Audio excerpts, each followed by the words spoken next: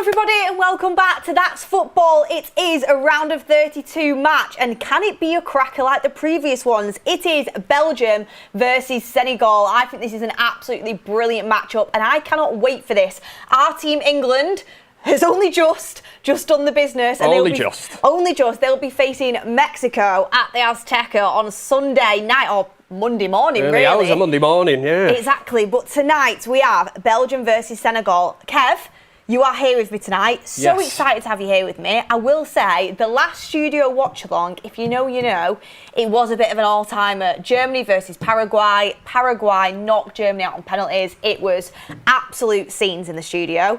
Can we get another cracker like that tonight? That's the question. I would like one. If I was going to be totally honest with you, Beth, and with the viewers, I would just like to say that please, Belgium and Senegal, settle this in the 90 minutes. I don't really want to go through extra time and penalties, but listen, for the That's Football community, if it does, we've got you covered here and we will be bringing you through the whole game, but I'd love to see it get it settled in 90 minutes. Absolutely. I tell you what, I've gone through more brews than ever throughout this World Cup. Get that caffeine into you. Exactly, the caffeine has to be in there. Have you seen much of Belgium or Senegal? Look, we're literally just about to kick off here. We're waiting for Goldbridge to finish up the United Stand show, the news show at 8 p.m, and now we're live for this. Literally kick off in 1 minute. But have you seen much of Senegal or Belgium yet? I've seen bits of both of them. The one thing I will say about Belgium is they flatter to deceive. I think they are an ageing team. We looked at the team before. Obviously, Lukaku isn't playing with his club in the league all season. You've got Kevin De Bruyne by name. Yes, it's an ageing De Bruyne, but still, midfield-wise, it's still not bad, is it? When you've got the likes of Tielemans, Trossard, Doku, you've got an attacking threat. But I think there is an overwhelming kind of confidence from a lot of people that Senegal are actually going to go through in this game. Yeah, I think it's a really interesting game. We need to build it up here. We do. Forget Brazil, forget England, forget Argentina, Spain. This is where it's at. When I was looking at the watch-alongs, this is a really, really good matchup, and I think it's going to be, a pretty even game. I'm actually backing Senegal to knock Belgium out tonight, by the way. Yeah, I'm with you. Based off what I've seen, kick-off. We have kicked off. Belgium versus Senegal. Get your score predictions in. We'll go through some of the players. I mean, interesting how Lukaku's on the bench today. We've got a really good forward up front for Belgium who we'll get into. I mean, Senegal's front three is fantastic as well. You look at it, you look at Mane, you look at Ndiaye, you look at Sarr. I mean, you look at their midfield as well. Papi Gay, Igana Gay. Like, is it? They've got some decent players in there. Yeah. We'll get into it. Score predictions. I'm going first this time, Kev. Go for it. Straight off the bat, I'm going. You're the main presenter, Beth. I'm going. You let us know. No, Kev. Go on. Kev, come on. I know it's a team effort. It's a team effort in this house. I'm going 3-2 Senegal. Wow. 3-2. I'd take that any day of the week. What a thriller. I will go 2-1 Senegal. I'm going to go for 2-1 Senegal. Let us know in the comment section. You're what are you going backing for? Senegal as well. I mean, they've started out with the majority of the ball. I mean, with literally a minute in. Yeah. But they look like they have got the upper hand right here, venturing into Belgium's half. We've got Alpha Evolution with a super chat saying, "Can you believe it, Mark?" I mean, can you believe it? Harry Kane. You just got caned. I mean, what a player. Oh. What a player. Where would England be without Harry Kane? I still can't believe that there was people voting in polls on the United Stand saying Højlund should sign ahead of him. Yeah. People come at me all the time, so I have to be able to come at them back. That's your mic drop moment, Beth. You've waited for this moment for how long? But no, I mean on England, what a result. Hey, that Wissa chance. Talk about a sliding doors moment. If that goes in and makes it 2-0, I don't think England are coming back from it. Yeah, you're coming back from that. I mean, it's interesting, isn't it? But I tell you what has been great with this World Cup, how great the African teams have actually been. You know, you talk about AFCON and people love to watch that, but to actually see the likes of the DR Congo today, obviously we've got Egypt coming up on That's Football, is that on Friday, isn't it? But even Senegal today as well, like, it's great. Great set of fans as well, aren't they? Absolutely. I was gutted for Ahmad that he went out the other night. By the way, what performance Ahmad had. Yeah. What was the manager thinking not starting Ahmad. Craziness. Do you see the difference he made? Do you see that free kick at the end? Oh, I thought it was written I was hoping in the stars. I was literally hoping so badly it went in. I wanted Ivory Coast to get through in that game. It was Messi-esque, that free kick. Quite a few people saying 2-1 to either Belgium or Senegal. Senegal on the attack here. I mean... Anybody saying a draw? Anybody? Extra Anybody time and want a draw? pens? Anyone think it'll go to that? Yeah. Tell you. Did you watch Morocco-Netherlands? But you didn't, did you? It was 2 a.m. No. Too late for me. I watched that. Yeah. Painfully, I watched that. I was up early the next day as well. Oh, you didn't do a watch-along for it then? No, it was the same day that we did the Germany-Paraguay game from the studio. So we were leaving here at like 1 a.m. I didn't get home till like... Still wide awake when you get home? Half 1, quarter to 2. And then it was just... by the time I've had a shower and that and got into bed, it's on. Yeah. And I was like, right, I watched the first half. Then I was like, right, I'll watch the second half. Then you're in extra time. And then you can't go to bed before penalties. Yeah, you can't leave, can you? What a game. Can't exit the game. What a game, Morocco. What I would like to say to that's football viewers, we've had an upgrade, haven't we, in the studio? Oh, we have. I wish I could show you. This is a huge, what do we even call it? Wait, let's see if they can guess. Yeah. Let's see if they can guess. We have had a bit of an upgrade here. The last watch-along I did with you was Portugal, Uzbekistan. Yeah, Plenty of goals in that. Ronaldo making history. And there was something we were on about in that one. Let's see if the comment section can guess. Oh, they're all on the ball. Oh, you guys know us. By the way, can I just say quickly, thank you for all the absolutely lovely, positive, amazing people in the comment section, which makes this community what it is. You're absolute legends, and you make these watch-alongs so enjoyable, so thank you for that. And right, we're not got to aircon yet. We're not at aircon status. It's a start, let's say. It's a start. However, we are one step closer. Let's just say aircon's Elliot Anderson. We've ended up signing Calvin Phillips. We've ended up signing Carlos Baleba. Well, yeah, in terms of I'll go with that. We have a fan, everyone. Well, listen, it's doing a job. We have a fan.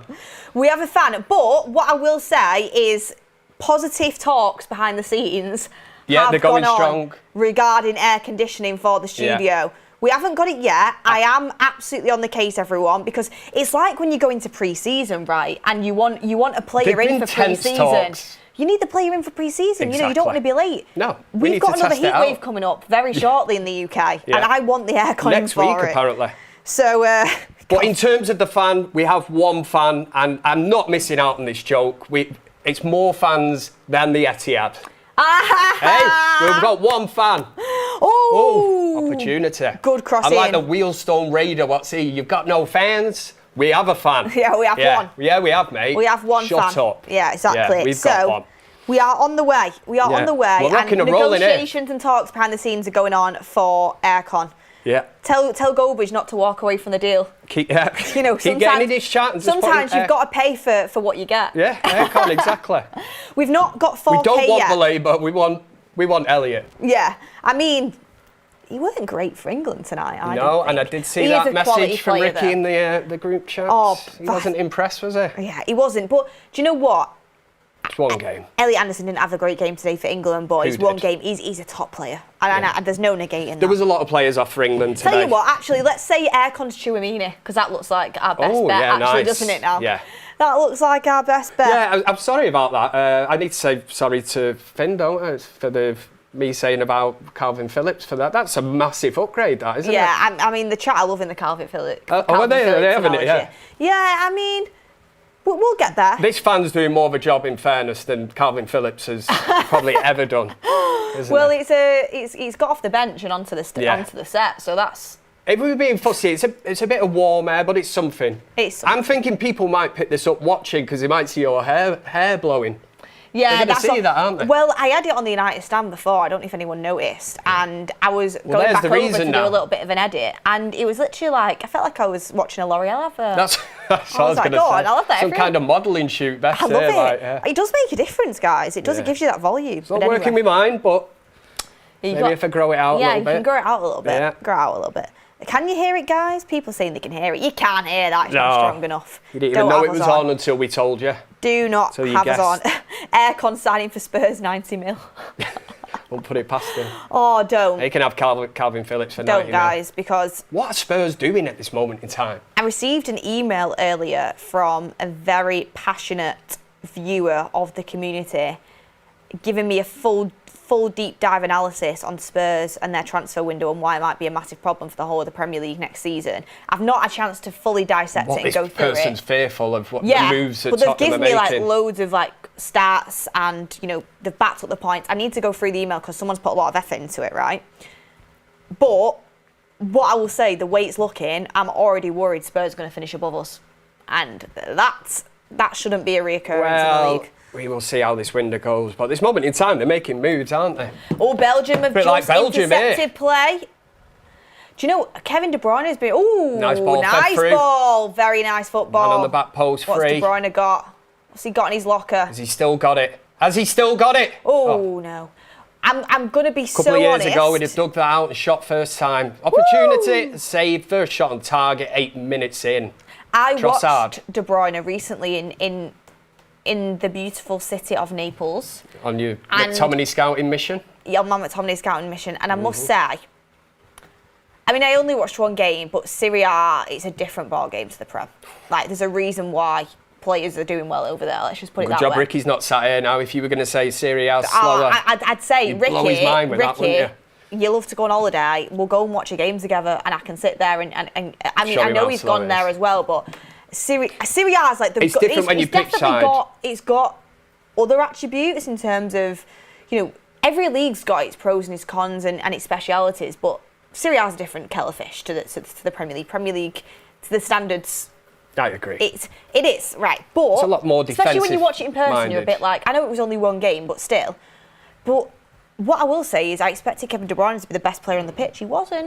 Scott McTominay was. But there's no dispute in that you never lose it in terms of your technical ability. No. It's just De Bruyne has lost a bit of his pace and edge a little bit, I think. Even in that opportunity then for him to dig it out of his feet. I mean, you look at Harry Kane today, who's at his absolute peak and prime, to get the ball out of his feet, an absolute, he had no right there. He knows that Gordon's played the ball into his feet. He's having a look. Ooh, good cross into the box there. Belgium knocking at the door.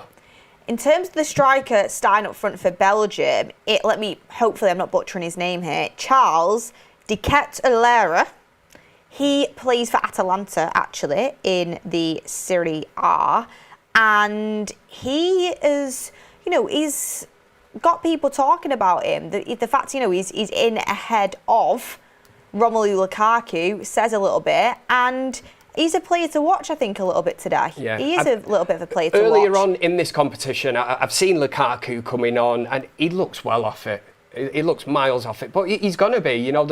The coach has made the decision to actually take him to this World Cup on the back of actually not playing much football for his club. Again, comes down to a kind of status thing, isn't it? He is Romelu Lukaku, but you don't want him taking up. Maybe he's got a part to play in this game. Senegal's about to put a cross into the box here. Good cross. Goes all the way through. Well no defended. One's there for Senegal. Yeah, crossing for Senegal.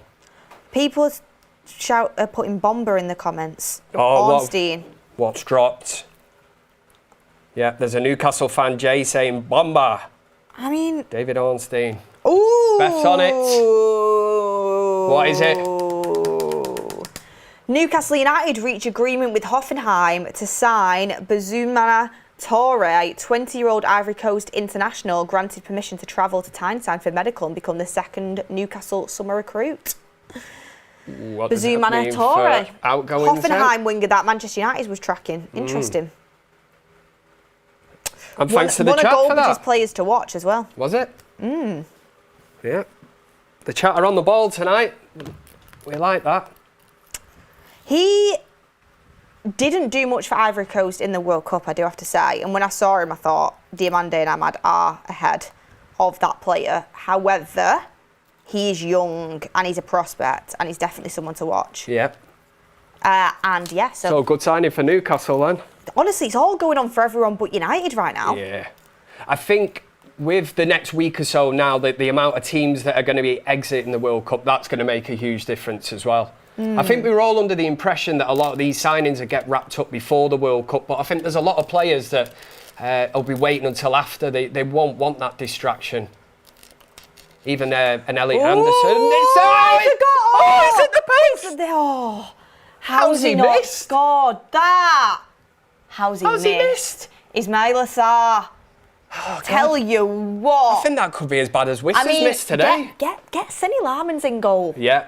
Get Senny Larmans in goal. He's next in throne to Courtois, but look, Courtois comes out, flaps at the ball. What is that? Oh my gosh, he just completely misjudges it. Do you know, he must have just, he's totally missed. That's a really Courtois going full Andre Onana mode. Yeah, just absolutely. What a gift. Flaps at it and gifts it to Ismail Assar, who hits the post. What a start that could have been for Senegal in the 13 minutes in.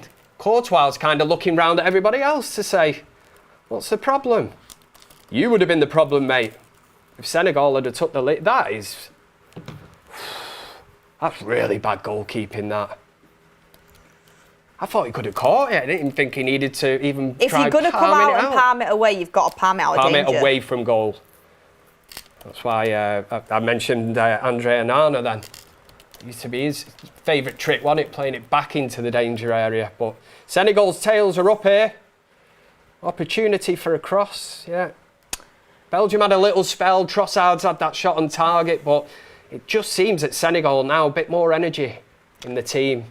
This Hoffenheim winger, Bazumana Toure, going to Newcastle at 20 years of age. I'm just looking. 2006 he was born. Crazy. And a proper young prospect. Interesting. So it's more or less a done deal, it feels isn't it? as if, obviously, they've lost Anthony Gordon on the wing. Yeah. We're looking at that. They must be laughing their heads off. From what I've seen so far, and I know England, there's not been that many great... I thought he did all right when he came on today, but... Oh, right. That was 70 million? If you're a Newcastle fan watching, you're probably going, we've had him well over here. It's not 70, 80 million. No. He's probably like a £40 million player. Is he that much of an upgrade on Marcus Rashford? I don't think he is. I think Rashford's actually better. I think slightly. Yeah. The much of a muchness, but I do think Rashford's better. He had a great opportunity. He's more dangerous, Rashford, I think. Yeah, I know you're not a big fan, are you? I don't know whether it's a Tuchel thing, whether he's telling him to attack and then cut back and keep the ball. I was expecting it to be totally transformed, really, in attacking senses. We have got... Oh, that's a poor ball. Opportunity. Can he make it? Good covering. Love that. So far, Senegal do look more dangerous than Belgium. I'd agree with that. But I would say, like we said, it's quite an even matchup. Yes. Sadio Mane, what a player. What a player Still he going is, strong. by the way. What Still a player going he strong. is. A constant thorn in our side when he was at Liverpool, but... Yeah, Anthony Gordon did get 2 assists today off the bench. I thought he did pretty well. Also, guys, please do remember, before each new stage of the World Cup, Goldbridge picks his 5 game changers / ones to watch. And Toure was one of them players. Toure, who's just signing for Newcastle, is one of them players. So, interesting that Goldbridge is picked a one to watch, and he's already signing for Premier League club Newcastle. Yeah. Goldbridge making his waves in soccer agent. Soccer. And it's interesting that he's just signed after he got knocked out of the World Cup yesterday with the Ivory Coast. Yeah, apologies for that. I will never call it soccer again. African teams are underrated. They're doing really well in this tournament so far. They are. They've got some really good players, though. The energy they bring, some really good players. All physically fit, strong. Heart, desire. And they bring the party. I see somebody had a lion's head on in the crowd, earlier before kick-off, and I'm like, I love this kind of crack. I like it. Ooh, another good cross into the box. Tell you what, can we get these crosses in for England? Shot straight into the arms of Courtois. For England, we couldn't get a cross in to save our lives, could we? Again, is it you down to the players? You had to move Declan Rice to right back to get crosses into the box. Yeah. And I thought to myself, if the plan is to get crosses into the box consistently for Harry Kane, which I don't think is a bad plan, by the way, Trent Alexander-Arnold would have been a decent option, wouldn't he? I know. Do you know what I mean? Anyway. Or England versus Mexico. I mean, Sunday, well, technically Monday, 1 a.m, right? Yeah. That is going to be an absolute banger. I tell you one thing, if England played the way they did today against DR Congo, against Colombia in the early hours of Monday morning, the boys will be packing up their Chanel kit bags, luggage, and they will be on a flight home because Colombia will be a different kettle of fish. High altitude, is it? And Mexico. Mexico, sorry. Mexico, yeah. Yeah. Mexico. No, it's Colombia in Mexico, isn't it? No, we're playing Mexico. England play Mexico. All right. Yeah. England play Mexico at Forget the about me. Azteca. Yeah. Had a high energy drink before I got here, so No, it's, I get it's that. just kicking in. Honestly, the World Cup is literally. I couldn't even tell you what day and time it is. Do you know what I mean? Like it's all blurring together. Thanks for helping me out there. I mean, I couldn't remember which game it was that I thought was a banger the other day, and I thought it was Ecuador, but it was actually Colombia. I don't know. I still get confused. It's been a long day. It's been Sorry, chat. Yeah. I mean, I think we do Chat beat destroying Mexico. me. By the way, Jesus, mate, they're saying. I think we do beat Mexico, but it's going to be too. I think the one thing I can say is, and I don't want to harp about England too long, but this had to be the eye opener. This had to be the wake up call. Oh, it has to be. Had to be. But also, what does Kobe Mainoo have to do to get some minutes? No. I'm going to sound like I've got my United red tinted specs on, but even Harry Maguire would have got in that team today. And going into Monday's game in the early hours Luke again. Shaw would have got in. Yeah, I mean, Aaron Wan-Bissaka, who's playing for DR Congo, might have got in. Yeah. Right back at one point. Today, didn't he? Here we go. Belgium on the counter-attack here. It has been Straight from mostly a Senegal corner.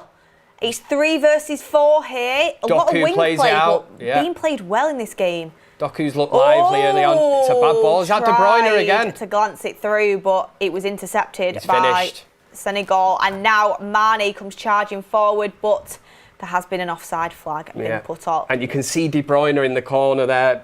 It's a bad ball. That. Again, it's kind of sad to see because a couple of years ago, when he was bang on it, De Bruyne makes that pass easily. And he's just acknowledging and saying sorry, but... Oh, Max Knowles with a lovely comment. I've only ever watched Mark on the Watchalongs, but you two are becoming on par for me. Absolutely love it. That's lovely. There's the chat of the day. That chat of the day. We are putting that in the lead, so everybody else has to up the game in the chat. Yeah, we love that. We Thank like you so nice much. comments.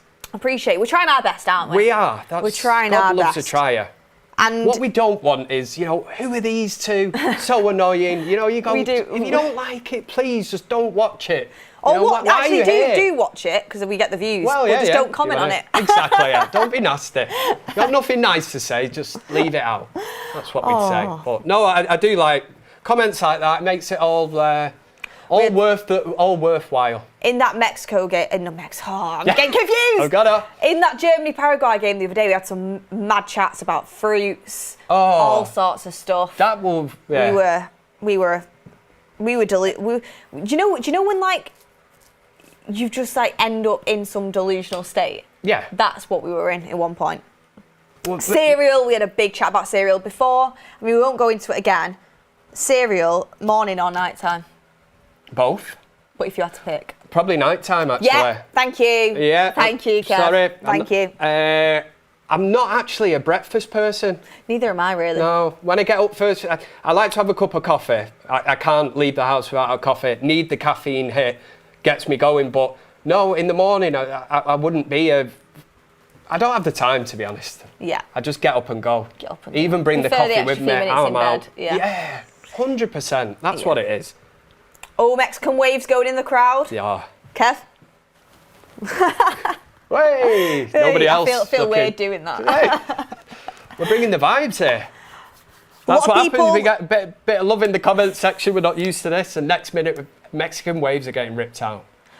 A lot of people are talking about the USA in the chat. They are playing Bosnia at 1 a.m. Another one that I think I might stay up for, although I am knackered. But I've watched every single USA game so far, and I'm really liking watching them under Mauricio Pochettino. I think the series dark horses in this World Cup, to be honest with you. Playing Bosnia, it should be a pretty straightforward one for them based on how they've been playing, and Goldbridge will be covering it on That's Football a bit later. It becomes so addictive, doesn't it, when you're used to watching so many games a day, and especially with the jeopardy on it now, it is The fact that if you don't win and you don't do the business, you are literally going home.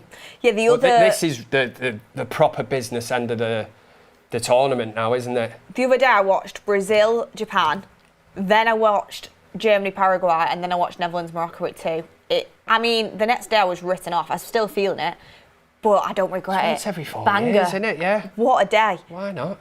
What a day. And everybody remembers World Cups, don't they? Opportunity for Senegal. Can he keep it in play? Opportunity for a cross. I thought it was going out for a goal kick, but we've got a corner. No, it's not a corner, sorry, a throw-in. Kev's having a mare here today. England playing Colombia, eh? And Mexico. losing the plot. No, I'm joking. Oh. Beth's like, oh God, he's gone again. He's gone again. Yeah. Someone get his medication out. He's not had it before the show. Oh. Trossard going to score. Let's see. Hopefully we get something. It'd be nice to see a goal in the first half. Nice to see one of the Arsenal players turning up to the tournament. To be honest with you. Not turned up for England yet, have they? No, not really. Madawake. Don't. Me and Finn were going absolutely under before watching the game. I couldn't believe so the amount frustrating. of wasted opportunities. I just can you get past the first man? Or can you even get the cross in? Instead of dilly-dallying around on the ball. They're kind of still just living off that second half against Watch the Senegal game. These keep getting the delivery into the box. Here we go. I say that, now they're... Start spreading the play, look for the gaps. Will they find the gap? It's out to Mane. He's got a chance to cross. That's good. It's header. It's on the post. We've got it. Oh, it's 1-0 Senegal. 1-0 to Senegal. Woo. Off the post. It's nodded in. That's how you do it. Show me the Senegal fans. Yes, I love it. They must be going wild.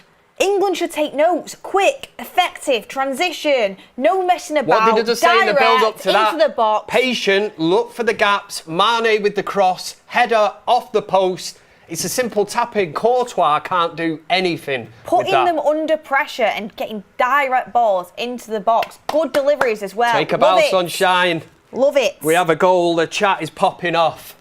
It's great to be watching it with yous all. A lot of space here, though. Belgium did create a lot of space. Just sitting off from a defensive point of view. Also, there's he's got no right to be winning a header. There's 4 Belgium defenders in the box and 2 of them in there. 24 minutes on the clock, Senegal. 5, actually. 5 against 2, really. It's poor defending. Yeah. Look from this angle, for him to be winning this header there. Oh, he should never win it. Who's their number 3? Yeah, I was going to say, the number 3 there needs to be... Number 3's lock, an absolute stock and barrel. nightmare. Boom. Well, not punch him, give away a penalty, but... Now, that is poor defending. He's got to commit himself, win the header, take everything out. Arthur Theta, he plays for Frankfurt. He's had a nightmare, to be honest with you. Yeah. He's had Hang your head in shame, nightmare. Theta. Yeah. I mean, Belgium have got quality to get back into this game, but I just think Senegal are too strong physically, mentally. I think they've got another gear to go up here as well. They look like they can just up it when they want to, whereas Belgium, again, from every time I've watched them in this World Cup, this is the kind of performance that you get from Belgium. Yep. And the final third, they're heavily relying on De Bruyne. He hasn't brought his magic wand with him because, he has slowed down. Sloppy passes from De Bruyne. Don't get me wrong, they're still capable of it, like you mentioned before. Trossard, Doku, very quiet so far. Yeah, they're just nowhere near the team they once were. 26 minutes in, and Doku, the Doku at Manchester City, who's kind of all action, gets bums off seats. Belgium used to be a good side, but they've fallen off a cliff, haven't they? Remember the golden generation of Belgium? I was talking about this the other day with Hazard, Company. Oh. Who was the other? He played for Spurs at centre-back. Brilliant centre-back, in my opinion. Alderweireld? Yes. It was, wasn't it? Yeah. He was good. He was and then you're talking a prime Lukaku, De Bruyne. Any other ones? I did just throw Marouane Fellaini in there as well. Question for you. Do you think England's team now is better or worse than the 2022 World Cup side?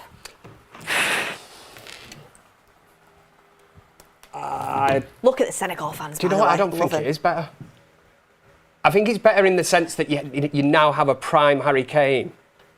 Vertonghen they're talking about, yeah, Vertonghen. Oh, Vertonghen. Jan Vertonghen. Jan Vertonghen. Yeah. I think it's worse now, but I actually back us. Do I back us more in this tournament? You've got it, haven't you? Thing is, I'm not. Hydration break time. I'll keep myself quiet on England. I just back them and I want them to win.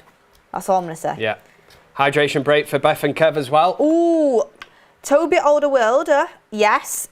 Vertonghen, yeah. Very good player. Mertens. Golden generation. We've also got Adnan Januzaj. Do you remember him? Oh, I remember when Adnan Januzaj, did he come through under Louis van Gaal? Do you know what? I think he might have been David Moyes. Oh, was it Moyes? Yeah. Moyes. Hailed. I think he was against Fulham and he pulled out something. I don't know. It's all blurry. He had some game. Did he come on? Was it against Sunderland? Did he come on and score? I remember my friend went to a match anyway.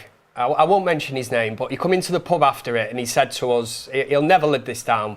And so we shouldn't, because you know when you make a wild claim, you live and die by it. But he's literally going to die by this, because he literally come in and said, United have got this player, Adnan Januzaj. He said, I think he's going to be better than Lionel Messi.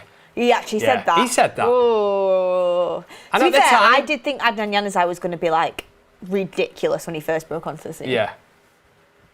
Or was it Sunderland where he had that game? That's what I'm saying. I'm sure it was Sunderland. Was it Sunderland? If my memory serves me correct. And I think my friend had been to this game. So I was thinking, has he had a few drinks today, you know, on the coach? Or... But no, he stood by it weeks after that. And Januzaj did get better and better. And he looked like a bit of an up-and-coming player. Just never hit the heights of Messi. Didn't really even scale the mountain to get anywhere near Messi, in fairness. He was playing in Spain, wasn't he, a while ago? Yeah, I think we came up against him and he was pretty good, to be fair. I'm going to search when was... I'm trying to think what the song was for him. Was Adnan Januzaj. Oh, it's going to drive me insane. Breakout. Yeah, there was a song for Januzaj. And what?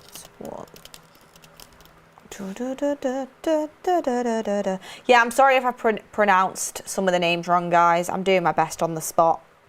Some of these Belgian names are difficult. I always called him Alderweireld. It's not how you pronounce it, but we move. He was a very good centre-back, though. Yeah, we move. So, Adnan Januzaj broke through at Man United in it was Sunderland. 2013-14 season with his true breakout moment coming on the 5th of October 2013 away to Sunderland. He scored two? He scored both goals in a 2-1 comeback, yeah. Bloody hell. My memory is still there. I don't know who England are playing in the early hours of Monday morning, but I can remember, like, what's that, 2013 or something? I thought it was, for some reason, I thought it was Van Gaal, but it was David Moyes. Yeah. And his most famous Man United chant was, Kev, you sing it. Go on, what was it? It was this. You sing it. Oh, I do remember it now. I want to tell you, I might as well do, about a boy who could do anything. He comes from Belgium, his name is Adnan. Januzaj, Januzaj, Januzaj. Yeah. I want to tell it. Yeah, it was good. Next verse, yeah. And we all just repeat it, just repeat. We all thought it was going to be the next big thing. Yeah, and like I say, just as my... Well, my cousin, actually. My cousin Dean. I don't think he'll be watching, but yeah, he will live and die by that comment of he's going to be bigger and better than Messi. Yeah, I mean, I don't know if anyone ever will be. Yeah. Somebody's saying, what a dead chant that is. I didn't make that one up as well. So no, Kev's chants need to be studied for how good they are. I seen the Casemiro one snuck onto... Was it the United stand the other day? Oh. He just said he's Casemiro, you know, after he scored that header. Yeah, love it. I still look at the man and think, absolutely. And do you know the funny thing in that Brazil game? I'm watching that and I'm doing... he lures you into this false sense of where you just write him off again and you go, his legs have gone, picks up the yellow card, Casemiro, and then that ball just went in at the back post. Never in doubt. He was like, boom, get the net muscles worked. Limp says, who's better, Januzaj or Garnacho? Januzaj. Oh, without a shadow of a doubt. And do you know, he actually come into my mind before we mentioned Januzaj. There was more effort from Januzaj, and he wasn't a a stuck-up prima donna, I wouldn't say. France are too good, says Adrian. That's their spirit. Spirit. With France, you've got to have a good defence to stop them, or you've just got to have a serious. I mean, the attack isn't going to outscore them. Oh. So, do you know what? I thought it was going to book Doku then for diving. At first, I thought it was a foul. Let's see on the replay. He's pulled away. Yeah, and you can tell by the reaction. By the way, Harry Kane, penalty or dive? For me, it's a penalty, but a lot of people are saying it was a dive. Yeah, do you know what? It sounds strange, but I can see both parts of that argument. The thing is, if he doesn't he's very clever jump at going over down. him, he's going to get fully taken out, and he does catch his feet after he's touched the ball. It's a penalty for me. Yeah. Like, he's touched the ball, and then he grabs his feet. Like, anyway. Yeah. I think he embellished it, said club. A pen's a pen at the end of the day. Yeah. A lot of people in the chat saying, well, I've seen somebody say, George is saying a clear dive, but everybody else is saying penalty. Ooh, can he get there? No, he can't. So far, so good for Senegal. I like this. 33 minutes in, and Senegal are dominating. Belgium have to pull some out of the back pocket, or else Senegal are going to cruise this game. I know it's only 1-0, but... Will they have to... And this is the thing now for the manager. It's stick or twist. Well, it's not even twist, is it? Do you think this is a pretty good matchup, though? Yeah. Senegal definitely have the upper hand, but it's a pretty decent matchup. Senegal looks stronger. We mentioned Trossard, the likes of Doku's been non-existent, really. De Bruyne, shadow of his former self. It's interesting, isn't it? Because sometimes you do see players that play for City. Like, they're very, very good for the club, but then they go on international duty and you don't really see much of them. It's like Bernardo Silva for Portugal hasn't really done anything so far this World Cup. If actually he started the first game and then he hasn't, he got dropped. Even though I think Bernardo Silva was one of the best players in the league last season. I think he's a very good player. He'll be a big loss to City. Even though he frustrates me. Sorry, my throat's super dry. Yeah. Then you see players doing that, and it does happen sometimes. But Doku, there's no doubt about it, Doku can absolutely just destroy you in a moment. Just a moment of magic. Like this now, he's trying to work it. But again, look, it breaks down with De Bruyne. Again, a couple of years ago, De Bruyne's trying to thread that ball through, and it happens. It's having players on the same wavelength. Doku's passed it into De Bruyne. He's the give and go. I've made the run, and De Bruyne can't make the pass. Again, I'm not just singling out De Bruyne here, but when you've got a player that's in effect your number 10 kind of playmaker, and he's given the ball away so many times in situations like that. Bernardo Silva doesn't suit Portugal. He's a 30-year-old midfielder playing on the wing. That's fair enough. He's a very good player, but I'm just saying sometimes City players, when they're playing for City, they're exceptional, and then they're not always as good when it gets to the international stage. But let's see. If the same happens with Maresca. I enjoyed seeing Haaland score for Norway. To be fair, Haaland's exceptional. Yeah. Haaland's especially an exception. In that Norway side. Machine, I know Odegaard and obviously Haaland are the two big names in that, but I'm all behind that rowing celebration.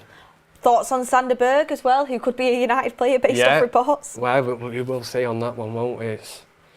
I think Sander Berg is a quality midfielder, but I just think he's getting absolutely unfairly judged because he can't be the Casemiro replacement. He's not the marquee signing that's going to take you to the Premier League. But he would have been a good Ederson type, midfielder to bring in. As in, he's not the same profile as Ederson, but that category of midfielder. Straight into the arms of Courtois. 36 minutes on the clock. We have a man down. Right, people talking about Camavinga here. What's going on? We've had more breaking news. How great would that be? Oh my word.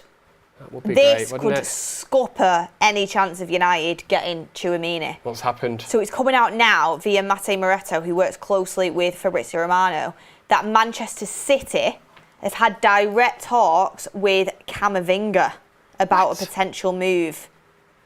So, wow. What, as well as Man City have had direct talks with Real Madrid in the last few hours to ask about the signing of Eduardo Camavinga. Also, just a little one as well, which, I don't like to speak about it, to be honest, but apparently Atletico Madrid are set to hold talks with Mason Greenwood. She's just wild. Oh, so United to get money for that, would they? Absolutely wild. That Mason Mount one come from nowhere the other day, didn't Oh, they? that's They just not putting true. 2 and 2 Not together there with Amorim Mount's taking not over at going to AC Milan. Milan. I was like, what's going on? Mount's not going to Milan, but No. if Camavinga goes to City, there's no way they let Tchouaméni go to us. No way. Well, you wouldn't know what Mourinho's got planned, would you? See, you're telling me they're getting him and Elliot Anderson? Oh, they were going for Tonali. Yeah. City were going for Tonali as well as Anderson. It's a statement of But, Spurs agreed personal terms with Tonali ages ago, and De Zerbi seriously drove that move. De Zerbi's been so keen getting some of these players, I've heard... We've got Ben Jacobs on the show on Thursday on the United Stand, but I've heard a lot of things about De Zerbi and some of his tactics to go and get these players, and he's going all out. All out. Alex Wings says, Kev, how's Sally Cinnamon doing? She is fine. It's my dog. Aww. Yeah.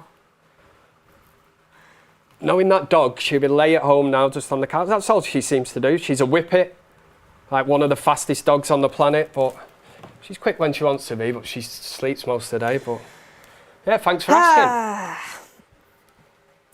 38 minutes on the clock. Minutes. I'm getting. I try not to. Don't get down, Beth. I try not to. I can see what's happening here. I'm trying to pick you up. I try to be glass half full, and I try to be positive, but I'm like. You do know we've had the wall. left. Yeah. I've got nothing left. Like at least when Anderson went to City, like I was gutted, but I knew there were still options. Yeah. These options are starting to quickly disappear, and it probably gives you an insight into Ineos, because we did hear this. Be warned, it'll be free transfers, loan deals, all this kind of nonsense.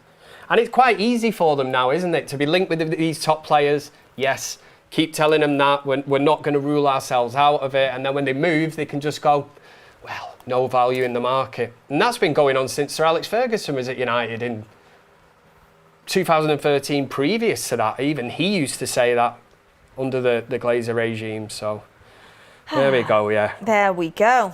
There we go, go. I mean, are people just having me on now by saying Alex Scott to Chelsea? Don't do that to me. Yeah, don't. I mean, I don't. That's had a long day here. I'm not getting into the United Stand debate here. We're watching Belgium versus Senegal, but if we can't get Matheus Fernandes, what makes anyone think we're going to get Alex Scott? Yeah. He's going to be also very expensive, and he's got multiple clubs after him. Top and that joke I made earlier is going to spectacularly backfire as United enter the race to sign Calvin Phillips. That's who we'll end up with. Look at the shock on your face. Don't Imagine do that to me. Hey? Don't do that to me. It would be typical of United. To be fair, Calvin Phillips for England, he was out this world, weren't he? But then he absolutely just fell off a cliff. Yeah. But no, I don't want Calvin Phillips at United. No, I don't. Can just make that very clear. Yeah. Belgium are in behind here with a great it's just not working in the final third. A whole bunch of players there. Yeah, the passing's just well off Belgium in the final third. The players you'd expect to be stepping up and threading these through balls, it's just not happening. And Senegal look really compact, look really happy to sit in. They're like, come on, what have you got? In terms of a boxing fight, Senegal have landed that killer blow. Now they're just, what have you got? They haven't walking him around the ring a little bit, aren't they? Yeah. Let's tire them out. De Bruyne's blowing, 40 minutes on the clock. Ooh. Bloody hell, I thought I'd give it the kiss of death then. Good defending. Kill Robinson with a crazy super chat. United should go for Odegaard and Foden. I don't think so. But I think Enzo Maresca might really, utilise Foden. You've got to remember, I know he's from the Pep Guardiola school of management, but he's a different manager to Pep, and I think he will use. I think players like Foden will be excited to play under him. It just goes to show you, though, recruitment-wise, doesn't it? That's coming from the club. Also, because Maresca's not even in sort of situ yet, is he? He's been announced, to be fair. Oh, he was part of the Anderson. He was already working on transfers in advance. Right, okay. That's why Chelsea have kicked up a fuss, because they feel like it was all manoeuvred. They thought it was all manoeuvred, basically. I can see that. Yeah. I suppose if you are Chelsea, you would hold out and say. Did you not see Chelsea's statement? Compensated. They put a statement out once it was announced, Maresca at City, basically saying that Maresca ruined their season because he wanted to go for City, essentially. But admin's been waiting ages for that. That's why he ended up resigning. And they were like, midway through a season, we had to try and get another manager in. It's just, anyway. You wouldn't know if he's been told behind the scenes, Pep's going at the end of the season and you're getting the job. It's not hard for Maresca then, is it, to kick up a bit of a fuss? Ooh. And make out this is, what we drops? Some water. No hydration break yet, No Beth? hydration break. I mean, I've got to have nothing to hydrate myself with. Thoughts on Glasner joining Forest, says Shiveron. Not really many thoughts on it apart from Glasner joining who? He's joined Forest today, Glasner. They sacked Victor Pereira, who they just got in, and then they've now got in Oliver Glasner. Yeah. So. And I bet everybody in the chat is going to be going, who is this guy? He knows, he don't even know England are playing. Ooh, deflected shot from Doku. Better from Doku. Yeah, they're going to be like, he doesn't even know who England are playing. And now he doesn't seem to know anything. It has been a long day. He's been working. It's been a long day for Kev. Yeah, it's been a long day. In between and then... a lot happens in football, doesn't it? Exactly. Getting home to watch England, and then my son has just left school. It was his prom tonight. You know, how dare they on the night that England play? Yeah. So in between the match, I had to drop him off in his suit. He was buzzing. Yeah. And then I've watched the match, got showered, and come straight here. That's lovely, his prom. Been an action-packed day. Do you remember your prom? No, because I wasn't invited to mine. Were you too naughty? Yeah, I was. Kev? A bit of a tool at school. Tool at school? Yeah, I was. Kev the tool? Yeah. Do you know what? I actually seen school as... I was more interested in trying to make people laugh, which is not great. You know, when you try to carve... Now, though, yeah. You know, when you try to carve a career out and... Belgium looking more dangerous here with some good crosses coming into the box that are being deflected by Senegal. I do think if Belgium were to score, it would be harsh on Senegal. I think they've done enough to get into the break 1-0. But if Belgium do equalise, that's football. That's football. I've said that today, have I? Tell you what, this half of football's gone quickly. Yeah, really quick. Do you have to say, it's gone really quickly. I feel like I've blinked. Considering there's only been one goal, it's been end to end, but I think Senegal have definitely looked the stronger team. Working the free kick here. We go. Ooh, what an effort. That was a great effort and a brilliant save as well. Great save from the keeper. And doesn't he know it? That is one of them where you go over and fist pump the goalkeeper and say, well, that's going in. Yeah. 100% it's going in. It was De Cupia of Brighton who had that shot. Yeah, great one-handed save as well. Great. A lot of power in that. Great save. Look at him. Go on. Not sure what that hand gesture is, but... De Bruyne, 5 minutes we've had added on at the end of the first half. Max Knowles says, look at you now, Kev, school didn't know what they had. You'd be on the Hall of Fame now. Well, the Hall of Fame, Kevin I wonder if any of my teachers... famous Manchester United chanter and United stand. I wonder if any of my old teachers look and wait. Yeah. There's that knobhead who was in my maths class. Never listened to a word it said. Never shut up, talking, trying to make people laugh. That's Kev. Yeah. So, yes, in answer to the question, no, I never got the letter through, and then later found on that, yeah, if you hadn't behaved, you didn't get invited. Oh. So that's when I just went, well, I didn't want to go anyway. Well, I did, really, because all my mates were going, and yeah, I missed out. Did you go to after prom? Yeah. Heaven and Hell in Stockport. Well, I'd say an after prom, it was a nightclub. It's only 16, but back in the day, you know, you put a shirt on, pair of jeans, make an effort. Fake ID, that helps. Ooh, Kev, don't expose yourself. Yeah.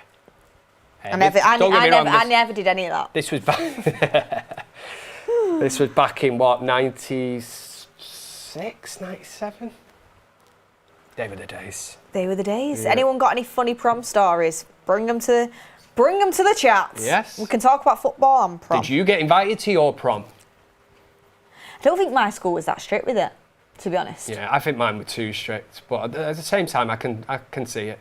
Maybe if I was a teacher now and I was teaching myself or somebody that was similar to me, I'd be like, he's not coming. But, hey, they missed out, didn't they? They missed out. Look at me now. They missed out. Look at me now, Mr. Brown. He was like my form tutor in 5th year. Yeah, sometimes like it's one of them, innit, where you think, I won't get into it. But I won't get into it. Listen, we've had more wilder chats on here You'd love to have about a little school. smile in someone's face, wouldn't you? Oh, God.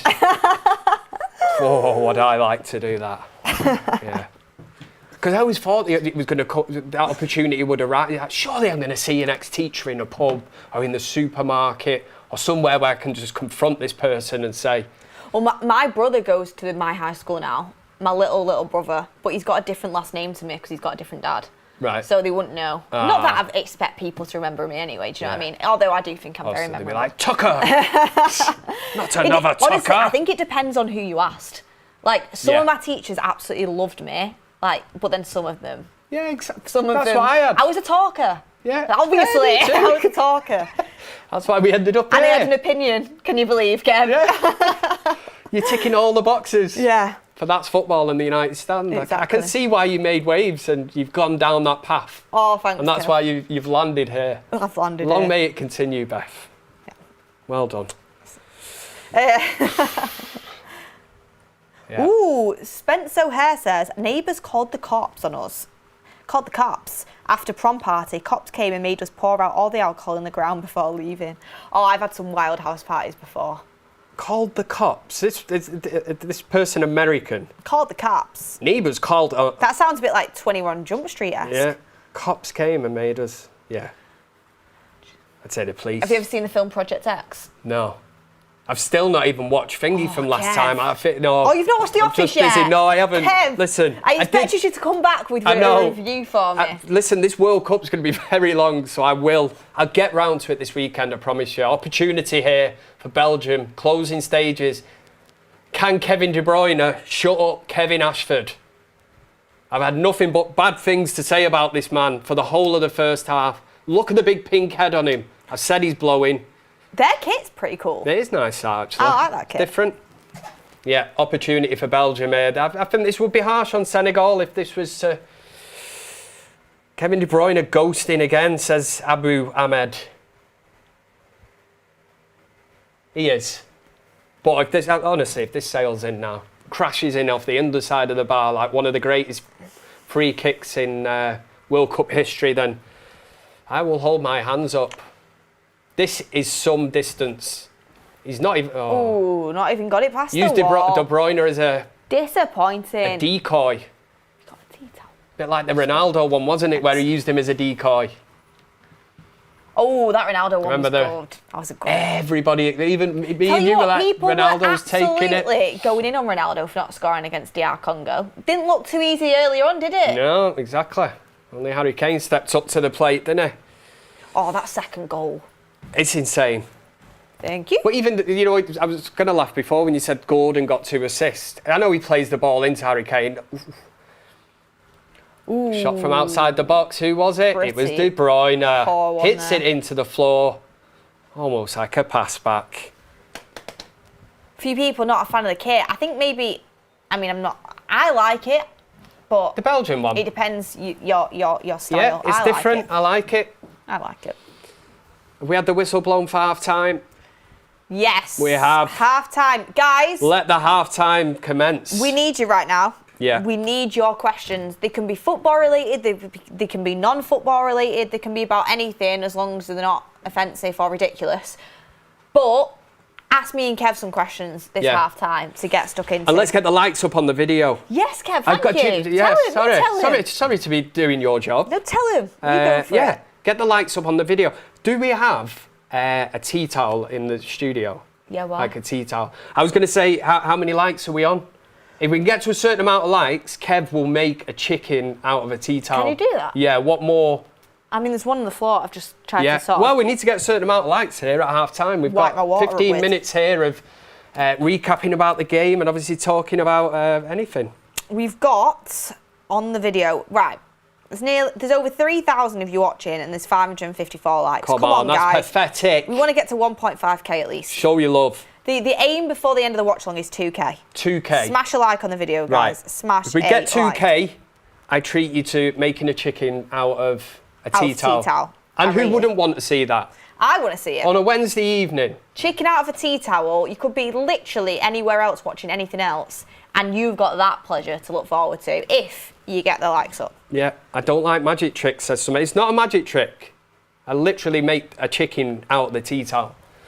Don't ask me where I actually learnt this trick, but I can do it. A Bitcho says, I just broke my mouse obliterating that like button. Do that. Love it. Get it fingered, as Kev would say. Guys, after your cereal watch-along and the fact you were starving, what do you guys eat after the watch-along? What I would say, What was the cereal watch-along? Me and Tull were on that one. Sorry, Kev. No. But I'll bring you into the conversation. We were really hungry. I don't like saying the word starving because that's reserved for extreme circumstances. But we were really hungry. And we were talking about cereal and how it's an elite nighttime choice of snack. Yeah, basically. Healthy. Well, depending what you're having, I suppose. All kinds. Yeah. And they're asking what I would eat after a watch-along. What I can reveal, and I know this is groundbreaking information, on my way home that night, about 1 a.m, I stopped off at my local 24-hour garage. There wasn't a huge selection of options, but I did get Cocoa Pop Rocks, and they absolutely slaps. Yeah. They were unreal, and I'm going to have another bowl tonight when I get in. Kev, what would your choice be? On cereal, Honey Nut Hoops. Hoops, is it? Ooh, nice one. I quite like. In the winter, I'm going down the Weetabix route. We were saying that. I like the mini Weetabixes. I've tried them. They work as well. Yeah. The big ones, heat them up slightly. F Mad Frenzy says cereal is pure sugar. Look, I don't have cereal every day, but sometimes when you want a little bit of a treat, it can be a nice little stopgap. Yeah. That's all I'm saying. Yeah. Top 5 drinks. Ooh. Alcoholic or non-alcoholic? Yeah, I was going to say, let's get into this. I'm like, this is what I've been brought for. What's your beer of choice? You always bring... Go-to beer? Do you mean I always bring? You always bring a San Miguel, right? Yeah, I do. I'm saying when the game's on. San Miguel, Peroni. What's that drink you always bring to the studio? No wonder Kev thinks England are playing Colombia next week. Cruz Campo, isn't it? Sometimes I bring a little bottle. Yeah. There's loads of beers. Obviously, I think it'd be better to name the worst beers.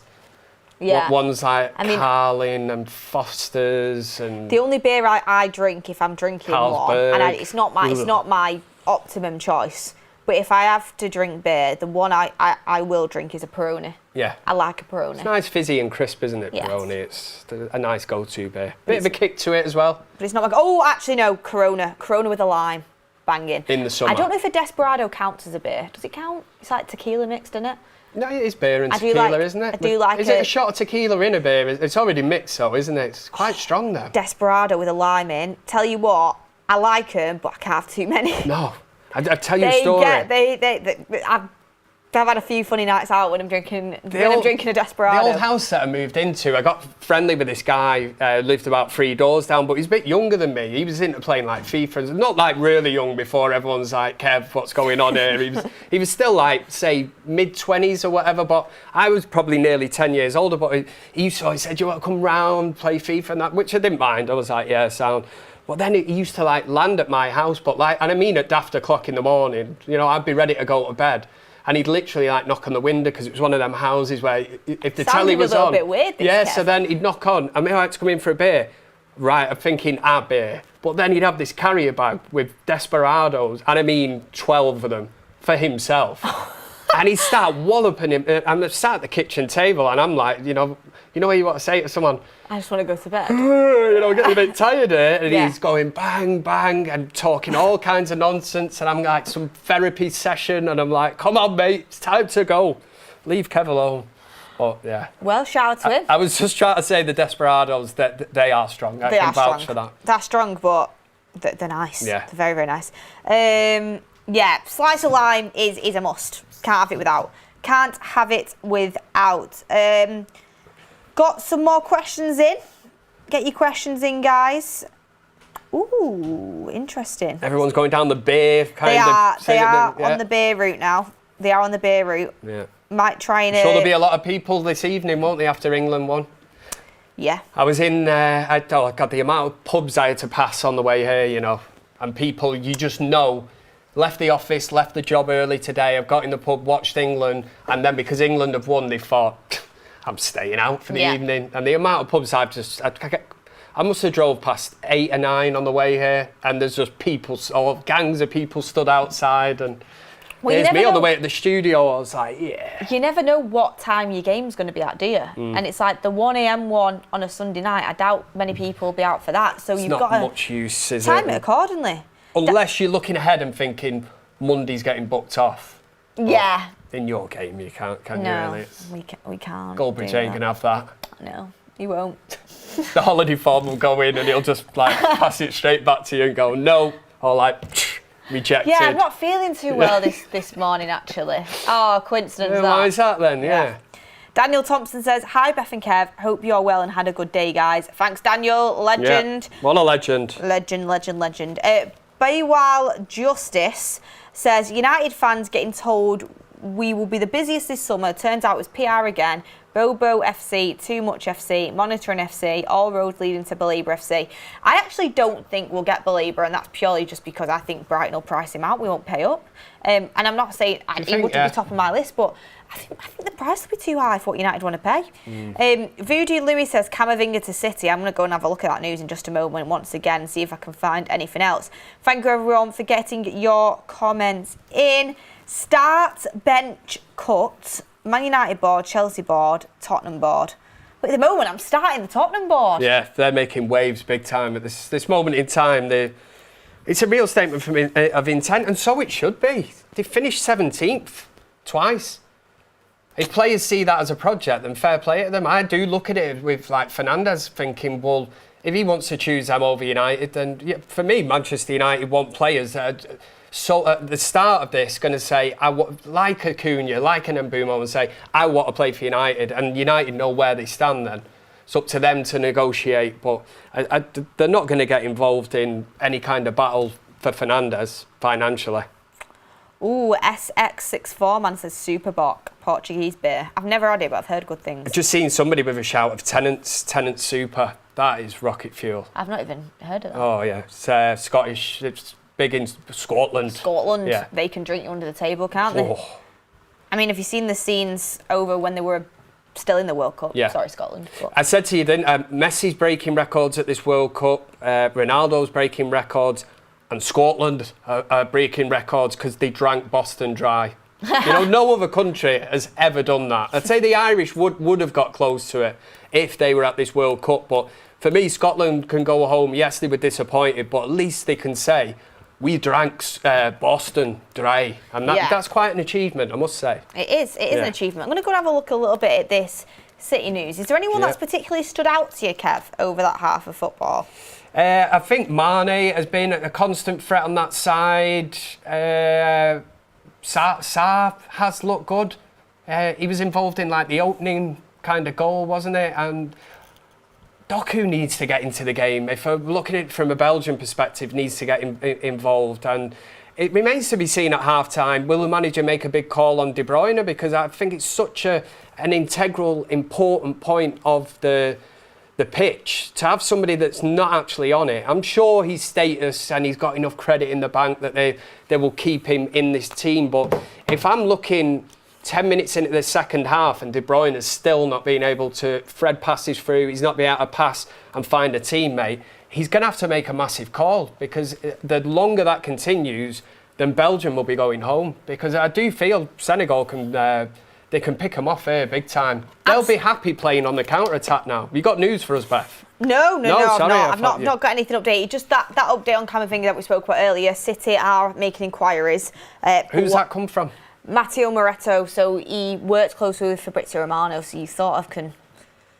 I'm not saying it's not tier one, but it's something you definitely take notice of. Here we go. Yes, it's something you take notice of, though. But it could soon. These things do develop, don't they? I mean, he's not necessarily had a worldie game, but I really like Papi Gueye, who plays for Villarreal, who's in the midfield for Senegal. I think Mane has looked pretty good for Senegal so far, which, is not a surprise. They also have the likes of Nicholas Jackson to come off the bench, who I actually think is really overhated and actually a pretty decent player. Overhated? Yeah, I like that. Yeah. I think he is overhated. I think he is. I don't mean I think he can be a handful. That he's overhated. I like that. I think he can be a handful. That's so, him, yeah. Look, interesting stuff. Keep getting your questions in, guys. Any questions, football related, non-football related, get them in the comments. Make them entertaining as well. Yeah, we love a bit of Q&A. We love a bit of entertainment just to keep us going at half time. But Sam 7K is saying, is Tonali to Spurs true? Yes, unfortunately. It sure is. Unfortunately. You better believe it. When Ornstein Tottenham drops, making it's waves.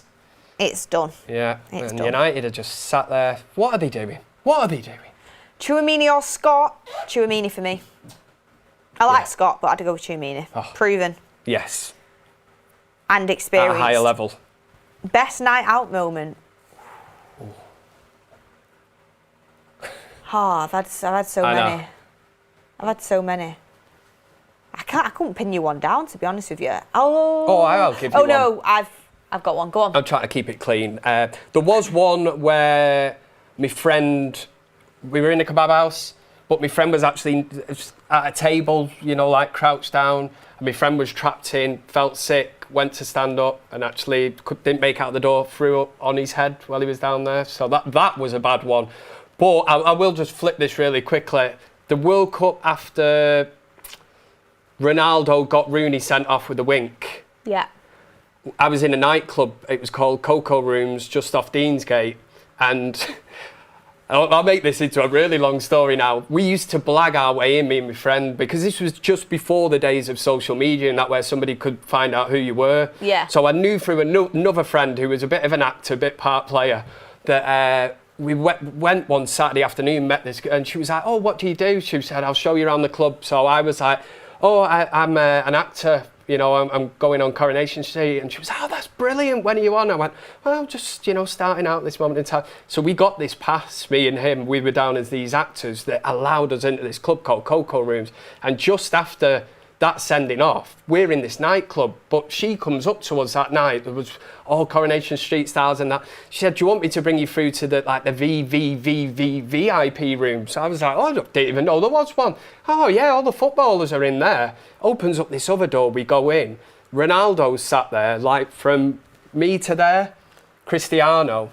So I'm like looking at him. Didn't think he went to nightclubs. Oh, he did then, he did. He had a few bodyguards, but this queue of women. And I'm like looking, going, what are all? And they were all stood, they're all like on the phones and that. And I'm like, what are these all queuing up for? Big snake queue. They were forming an orderly queue because they had 10 seconds to go up to him and talk to him and try and impress him. And he was sat there, wasn't even drinking. So he's just sat there on this thing like chewing gum. Me and my mate, I'm like, this is insane. So next minute I look round, stood there was Darren Fletcher, Patrice Evra, I love Patrice Evra. Next minute I look, all right, Patrice. You could tell he was a bit on edge, guy. Who's this car? And we got talking with him and everything, and we weren't allowed to take pictures or anything.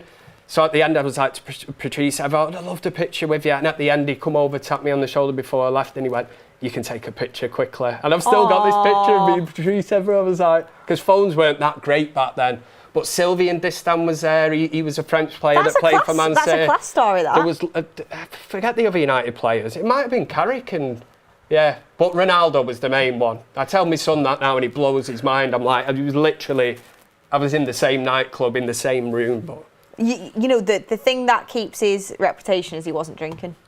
Yeah. Exactly. That's Cristiano for you. But, I mean, again, I don't try not to judge anyone, but you would never catch me.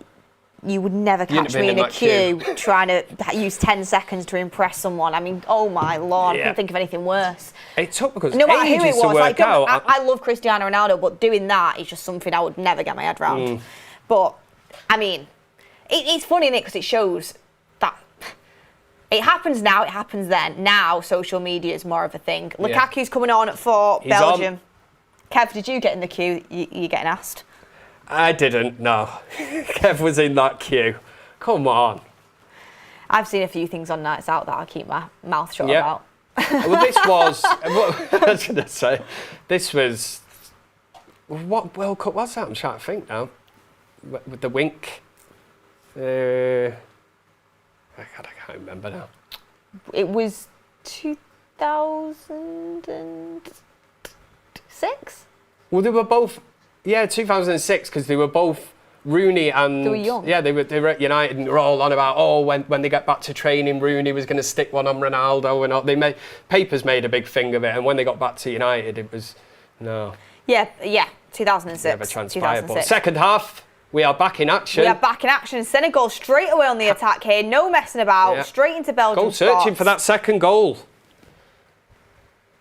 Ooh, I've got to say, a second goal would finish this. Just a little bit Can Lukaku, too careless. Lukaku's got 45 minutes to save Belgium from an exit from World Cup 2026.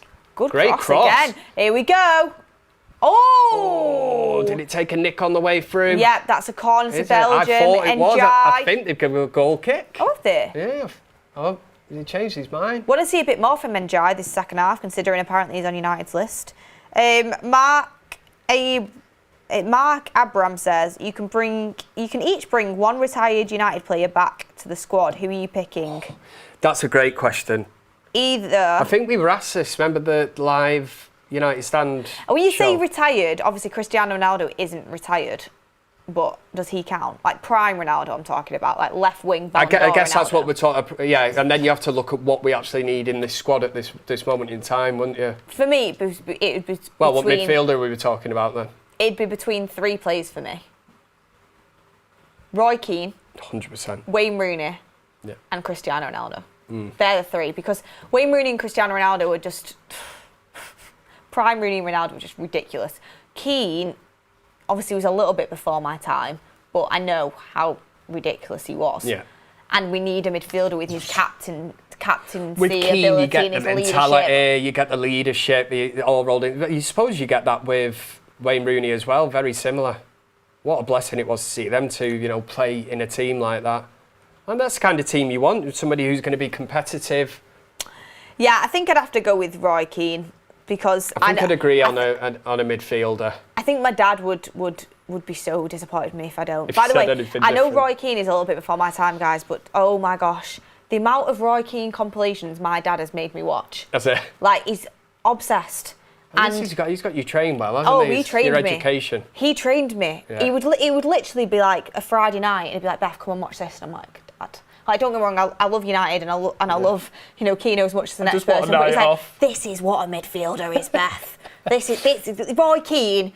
If you did that to him, you wouldn't get off that pitch. Yeah. Like, he was all just going on, about how good he was. Oh, he was good. He taught me well. He was more than good, sorry. He was, yeah. He taught me well. You've had a good education there. Yeah. You can't beat that. And that's why we support the clubs that we do, don't we? It tends to come. I know there's a lot of people who say, it might be a friend of theirs, but surely if you're educated properly, it comes from within your family sort of tree, doesn't it? Yeah. Do you want to know an interesting story about how I could have been in a different life, an Evertonian? Really? Could have been an Evertonian in a different life. Basically, in a different life. My dad, who is the reason why I'm into football and the reason why I'm into United, when he was little, well, not when he was little, but just in general, his dad is a Scouser. His dad is a Scouser, Evertonian through and through, boxer from Liverpool, right? Had my dad, left my dad when he was 4 years of age with his mum and never really bothered with him again. Right. His stepdad, who his mum got with after his dad, who basically brought him up from 5 or 6 years old onwards, was a United fan. And that's why my dad's a United fan, and that's why I'm a United fan. Wow. So if he hadn't have left, I could have been an Evertonian. You could have been working on Toffee TV. So hey guys, it's Beth Tucker from Toffee TV, bringing you the latest Everton news. What's that? Yeah, thank you. We don't have any, actually. There's no news. I'm quite obviously sorry to my dad, who has to grow up without his real dad and everything, but it's actually quite a good thing in the end, because I ended up supporting the right team. Sliding doors moments. Yeah, sliding doors moments. That's what it is. Sliding doors moments. Ooh, yeah. And now we're all It's amazing, isn't it? I was going to say. To be fair, my mum's side are United. My mum's side are United, but my dad's the one who's into football, so. Yeah. But to be fair, my mum, and I'm not, obviously girls can be really into football, and I promote that, and I want as many females in the game as possible. Like, we love it. But my mum, for For someone who's not really been into football, actually knows quite a bit now. We've taught her well. She's got me and then two sons who are also into football, and then we're all Why was she never into it, but now she was never opportunity for Senegal. Senegal, It's gone wide. She was like into it, like she'd want United to win and stuff, but she weren't like dead into it. But now she likes to watch the games, and she makes little comments here and there. She's funny, actually.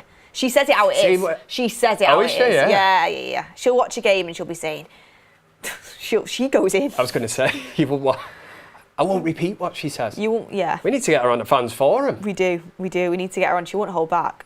Oh, this is another one as well. My dad comes out with interesting stuff. I think to myself, if I put you on the United stand ever, the comments he would get. Ah! And it's 2-0 to Senegal. He picks the ball. They scored the second goal, an absolute sucker punch for Belgium. It's Ismaila Sarr. Quality. Who passed that ball? That is like a 30-40 yard pass. And Belgian fans look fuming in the stands. I'm just ready to say, how's your touch? And it was absolutely perfect. Takes it out the sky, almost Bergkamp-esque. Brings it down. Can I just say, Ismaila Sarr is absolutely fantastic. Oh, watch this. Look at this pass. Bye, Belgium. Look. Ping. He's well onside. It's not even a debate. Look at that ball. That's Paul Scholes-esque. Oh, the touch. Oh, that little touchdown. The Belgian defenders do horribly. Wow. Brilliant. As Borat would say, very nice. Brilliant touch and finish. Love it. Look. Who passed that ball, guys? Takes it on his chest. Get in the comments. Who passed that ball? Disgustingly good. Wow. Brilliant. Quite rightly. They thoroughly enjoy this. What's Lukaku got here? Musa Niakate, centre-back, passed that ball. That is brilliant pass. It's a quarterback pass. Like you said, Bergkamp-esque. Oh, that was Scholes. Sorry, Beckenbauer-esque. Yeah. Beckenbauer-esque. Well, Bergkamp-esque as well. Paul Scholes. Pass. Played for Forest 2 years ago and plays for Lyon now. Ismaili just... it's ridiculously good. Niakate got that pass, which was absolutely phenomenal. The touch on his chest to bring it down and set himself up. Courtois has got absolutely no chance. Laura Baxter's saying, bye, Belgium. Bye, Belgium. And a waving emoji. I think you might be right, because Belgium have... Are they going to have an answer for this? Are you still on for your score prediction? What are you saying? 3-2? I said 3-2, but I don't think Belgium are even going to score, to be honest.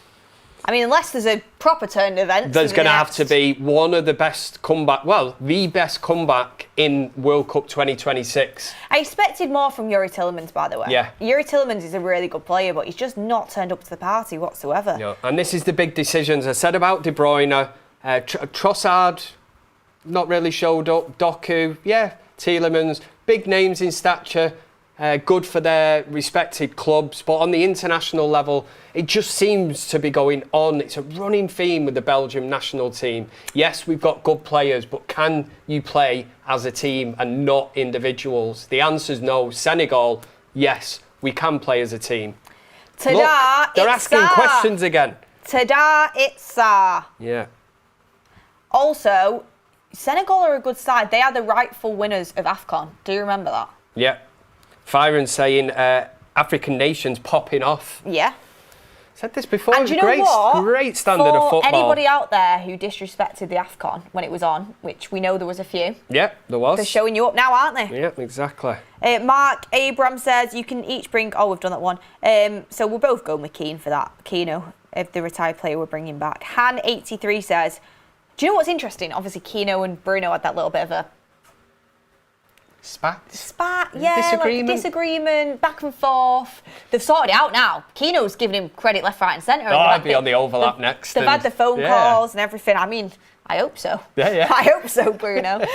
But it's interesting because I actually think they'd play really well together if they were both in each other's, time periods. That would be an interesting one. I mean, Roy Keane was literally like Sir Alex Ferguson's kind of voice on the pitch, a mini version. It's a shame the way it ended with him. I'd love to have seen some of these mispassed placed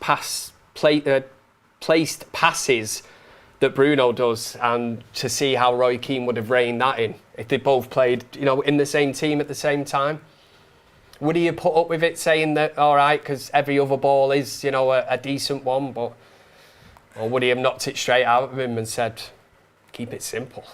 We have got, also, just a quick one as well, Ismaïla Sarr is now top scorer in Senegal history at a World Cup with 5 goals. Wow. Did you see Harry Kane went ahead of Pele today in terms of the World Cup goals? That's pretty impressive. Crazy. We are really breaking records, isn't it? There seems to be just so much going on. The top players are really performing at this World Cup. Mbappe, by the way. Oh, he's ridiculous. And when you look at the threat from France, it's unbelievable. De Bruyne. He's gone. Tell you what, Bruno Fernandes ain't getting subbed 55 minutes into a game. No. Kevin De Bruyne's off. We'll see Kev what he can do Ashford's for still Portugal. Yeah, exactly. Hey, some people come up to me and well. say, when De Bruyne was in Manchester, they'd say to me, you're not even the most famous Kevin in Manchester. Kevin De Bruyne is the main man. Yeah, well, I've seen him off. He took off to Napoli, and I've just watched him play, and he was rubbish. Let's put it out there. Well, Doku and De Bruyne, Man City and ex-Man City, hooked at the 56th minute. Yeah. Would never be Cunha. Did I say Bruno. 10 minutes into the second half? Oh, no. I said in 10 minutes into the second half, if he doesn't look at taking De Bruyne off, if he's made no impact, then they're going home. And they're going home anyway as it stands. Big calls. Oh, great. It's a great finish. Why is there no one in the box? I tell you, 2-0 now. I think Belgium are dead and buried. Senegal are so direct with a lot of pace about them as well. 3-0. I love how direct they are. Yeah. But look now, we'll play at our tempo. They're actually that intelligent now in this winning position. Look, send it back. Let them run. Let Lukaku run, Trossard, whoever it is. Han83 has asked a really important question, Kev. Yes. Which could you throw further, a naan bread or a baguette? Baguette, I think. Do you know what? There's a bit of science with the naan bread. Exactly. Use it as a frisbee. Although you could use the baguette as a javelin. That's what I'm saying. But if you get that wrong and it kind of flips, I think you'd have more chance with the naan bread, maybe. Yeah, I think the naan bread would flap in the wind. You think? Yeah. Depends on conditions, I suppose. I think it's one of them where you'd expect it to go for and it'd just flop. Yeah. Whereas I think with the baguette I could get, especially if it was a bit of a stale one, I could get a bit of powder on it. Are you looking at throwing it straight as like a dart? Or actually just lobbing it and going, I'm trying to get a bit of height on it, just to get it. Oh yeah, it needs to go a bit up further. Yeah. Like the old shot pull or whatever it's called, isn't it, in the Olympics? It always has to go up. Let us know. It's a great question, in fairness. Keep them ones coming. Let us know. We can deal with them. That's a cracking question. And we've got a great game of football in front of us as well. It's not even like one of them games where we're like, come on, get your questions in. It's 0-0. There's been no shots on target. I don't think we're getting extra time, Beth. Neither do I. Unless I've spoken too soon and Belgium buck up their ideas. Neither do I. That's Football's put a comment in. Naan would provide more inconsistent results, but at their peaks, the Naan wins. Depends. Yeah, if you get a good throw with a good. I think it's all down to technique. Direction going for you. You've got to lick the old finger before we're throwing it. You need to know which side the wind's coming from and stuff. Yeah. You need a wind behind you, ideally blowing into you. Matt, We've almost become experts here on throwing naan bread. You know what? Me and Kev, spoiler, me and Kev are doing the watch-along on Friday night, Australia versus Egypt. I genuinely might bring in a naan bread and a baguette and have a little competition. Right, let's do it. Let's do it. Yeah. Let's do it. See what goes the furthest. We're breaking down boundaries here on That's Football. We are. We're bringing new content to you. I love a nice garlic naan. Yeah. Don't start with the food talk. I know, we We'll can't get all start. hungry now. We can't start. I've not had an Indian takeaway in years. Ooh, Can he work the space? Is that Lukaku? That's probably one of their best chances in quite a significant portion of time. Has Lukaku even touched the ball since he's come on? Not seen him. He seems to be just wandering about, trying to play on the last line. Again, he's not played much football, has he, all season, but they still brought him. Here he is.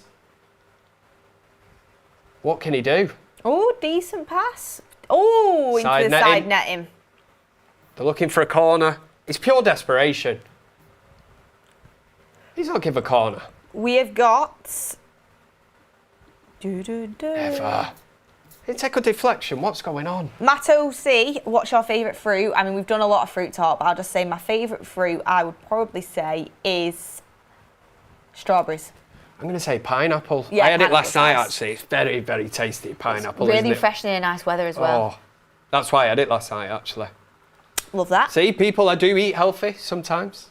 Oh, that's a good question from Dairy7510. Which could you throw further, a feather or a balloon? Oh, no, this is ridiculous, man. A balloon. Again, this all comes down to wind technique. If you've got the Feather's wind not behind going anywhere. you... Well, it could, if the wind catches it. If we're talking... It really goes... If we're all right... Do you know what I'll do? I'll throw the feather in front of the fan. If we're in a room where there is no... Well, I'll say no air. Die, wouldn't you? I mean, like, no kind of breeze or anything. What could you throw further? No, I think you can't Just punch throw the it. balloon. It'd have to be a throw. Yeah. So it depends, yeah. I'm overthinking this. Matthew saying, once again, balloon is more unpredictable, but would win if you had 100 throws of each. Honestly. At the end of this World Cup, I'm going to sit back and just think about all the great conversations we have had as a community here on That's Football. It's been peak.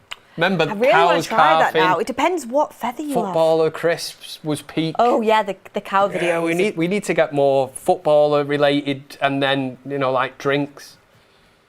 And if we could do like football drinks, alcoholic Favourite drinks. dessert, Kev, after a meal, if you're going to have one. Say if you're out and about. Do you know, I'm not really a savoury... Can I guess? If Go you on. were to pick one. I pin you as a cheesecake sort of. Do you know what? I do like cheesecake. I only got into that recently, actually, yeah. You absolutely bang on there. Nailed you there, haven't I? Or I like a bit of ice cream. Yeah, can imagine. Because... You're more into the crisp though, Yeah. aren't you? You're in the savoury side of life, yeah.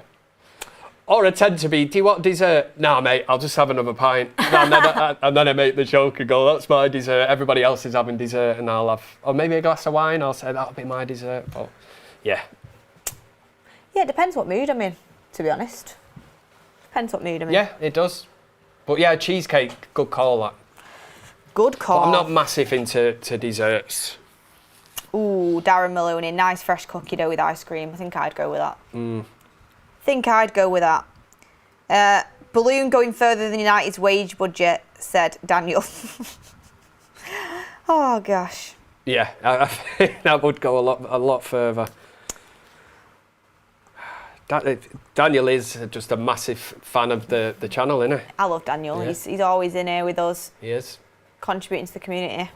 Legend. That's what we want. Not the people that say, who are these two idiots? Dirain33, I double your salary for the rest of your life, but you either scream whenever you intend to talk or run whenever you intend to walk. Oh, wow. I run whenever I intend to walk, ideally. Burning the calories. Yes, please. And I get places quicker. Well, you're going to look like a mad woman. So It's if better you than get up in a screaming pub every or a time you bar, go to talk. you're going to run to the toilet. That's true, actually. You're going to run to the bar. Well, I suppose you could run to the bar if you wanted, if it was late on in the night. I do tend to do that, to be So honest. when would you just normally walk? So, yeah, if you're going to the Trafford Centre, you're running from shop to shop. You don't think everyone's going to look at you and go, what is she on? Yeah, but every time you go to talk, you scream. You could get, I suppose you could... Tourette's. See, yeah, but... Play it down as... But say... Every time you go to talk, yes. I think I would rather do that and just get a close circle of friends and say, listen, every time I go to talk, I'm going to go, wah! And we've just got to deal with it. I think that's better than getting up now and just like to go to the toilet and just running out the door. Like Forrest Gump or something, I don't know. Follow-up question. Would it be constant shouting or would it be just at the start of the sentence? Well, that's what did the super chat say? You intend to talk or... I double your salary for the rest of your life, but you either scream whenever you intend to talk, or so you can't actually talk. I've just. Never mind. I won't have my salary doubled. It's not that much anyway, to be fair. To be fair to you, so I'm all right. I'll just take I'll take what I'm on now. Wait until you get the aircon put in. You'd be taking it off you. Yeah, I reckon it'd be. Unfortunately, I would be sticking to normal talking and walking, and not taking the salary. The salary doubling wouldn't really have too much on. But so you're just going, no, I'm not doing either of them. I don't want the salary increase. I'm not running when I'm supposed to walk. Don't get me wrong, I'll take a salary increase, but not to have to scream when I talk and run when I walk. I kind of misread the question. It means when you want to talk, you're just going to scream. And that's everything's screaming. It's like me being like, Kev, what do you think's going on the Watchalong right now? Are you enjoying it? Like, could you imagine that I thought you meant actually like, ah! No, you mean actually... to be fair, it could just be shouting. Yeah. That would be a bit like Trigger Happy TV from years ago. The guy with the big phone, and he used to answer it and go, hello, I'm in the cinema. Yeah, that would be a great look. Nothing winds me up more than loud people in a cinema. Yeah. Drives me nuts. I had a kid behind me once. I like going to the light cinema in Stockport, because even if you got people, you have your own space and nobody can invade it. It's just set out. But if you go to one of the older cinemas, I had these kids behind me one time and just were booting my chair constantly. Did you tell them? They got the look, yeah. And then I give the look to the mum and dad, because they were letting it happen. I hate, them hippie kinds of mums and dads that just let the kids do whatever they want, and they're like, oh, Florence is a free spirit, he does whatever he wants, he wears whatever he wants, he makes his own rules up, and I'm like, get a grip of your kid, I pay good money to watch this film, and he's kicking the back of my chair, oh, he's a free spirit, yeah, well, he will be in a minute if you don't get a grip of him, tell him, everybody else is like, angry. My kids are not kicking the back of chairs, yeah. Never. And do you know what? Sometimes I think to myself, I'd be so embarrassed if I was a parent and my child was acting that way. Do you know what I mean? Exactly. It just wouldn't allow it to happen. Yeah. But you get this, I tell you, there's like a cult where they just let the kids do whatever they want, and they make their own rules up. They're all homeschooled. They don't even go to school, and you're like, come on, man. Each to their own with the parenting ways, but Kev's I don't mind laying the law down on that one. If anyone's got anything different to me, I can't imagine one of these parents would actually be watching that's football. You give it maybe to Kev in the comments. You can gonna say, bring it on. Honestly, any parent that's letting their child kick someone's seat in the cinema, who's trying to enjoy the experience, then they knew it was going on, but not my not my kind of fun, that one. No. And fair enough, we were in a kids' film. It was a kids' film, but again, you don't expect, you don't.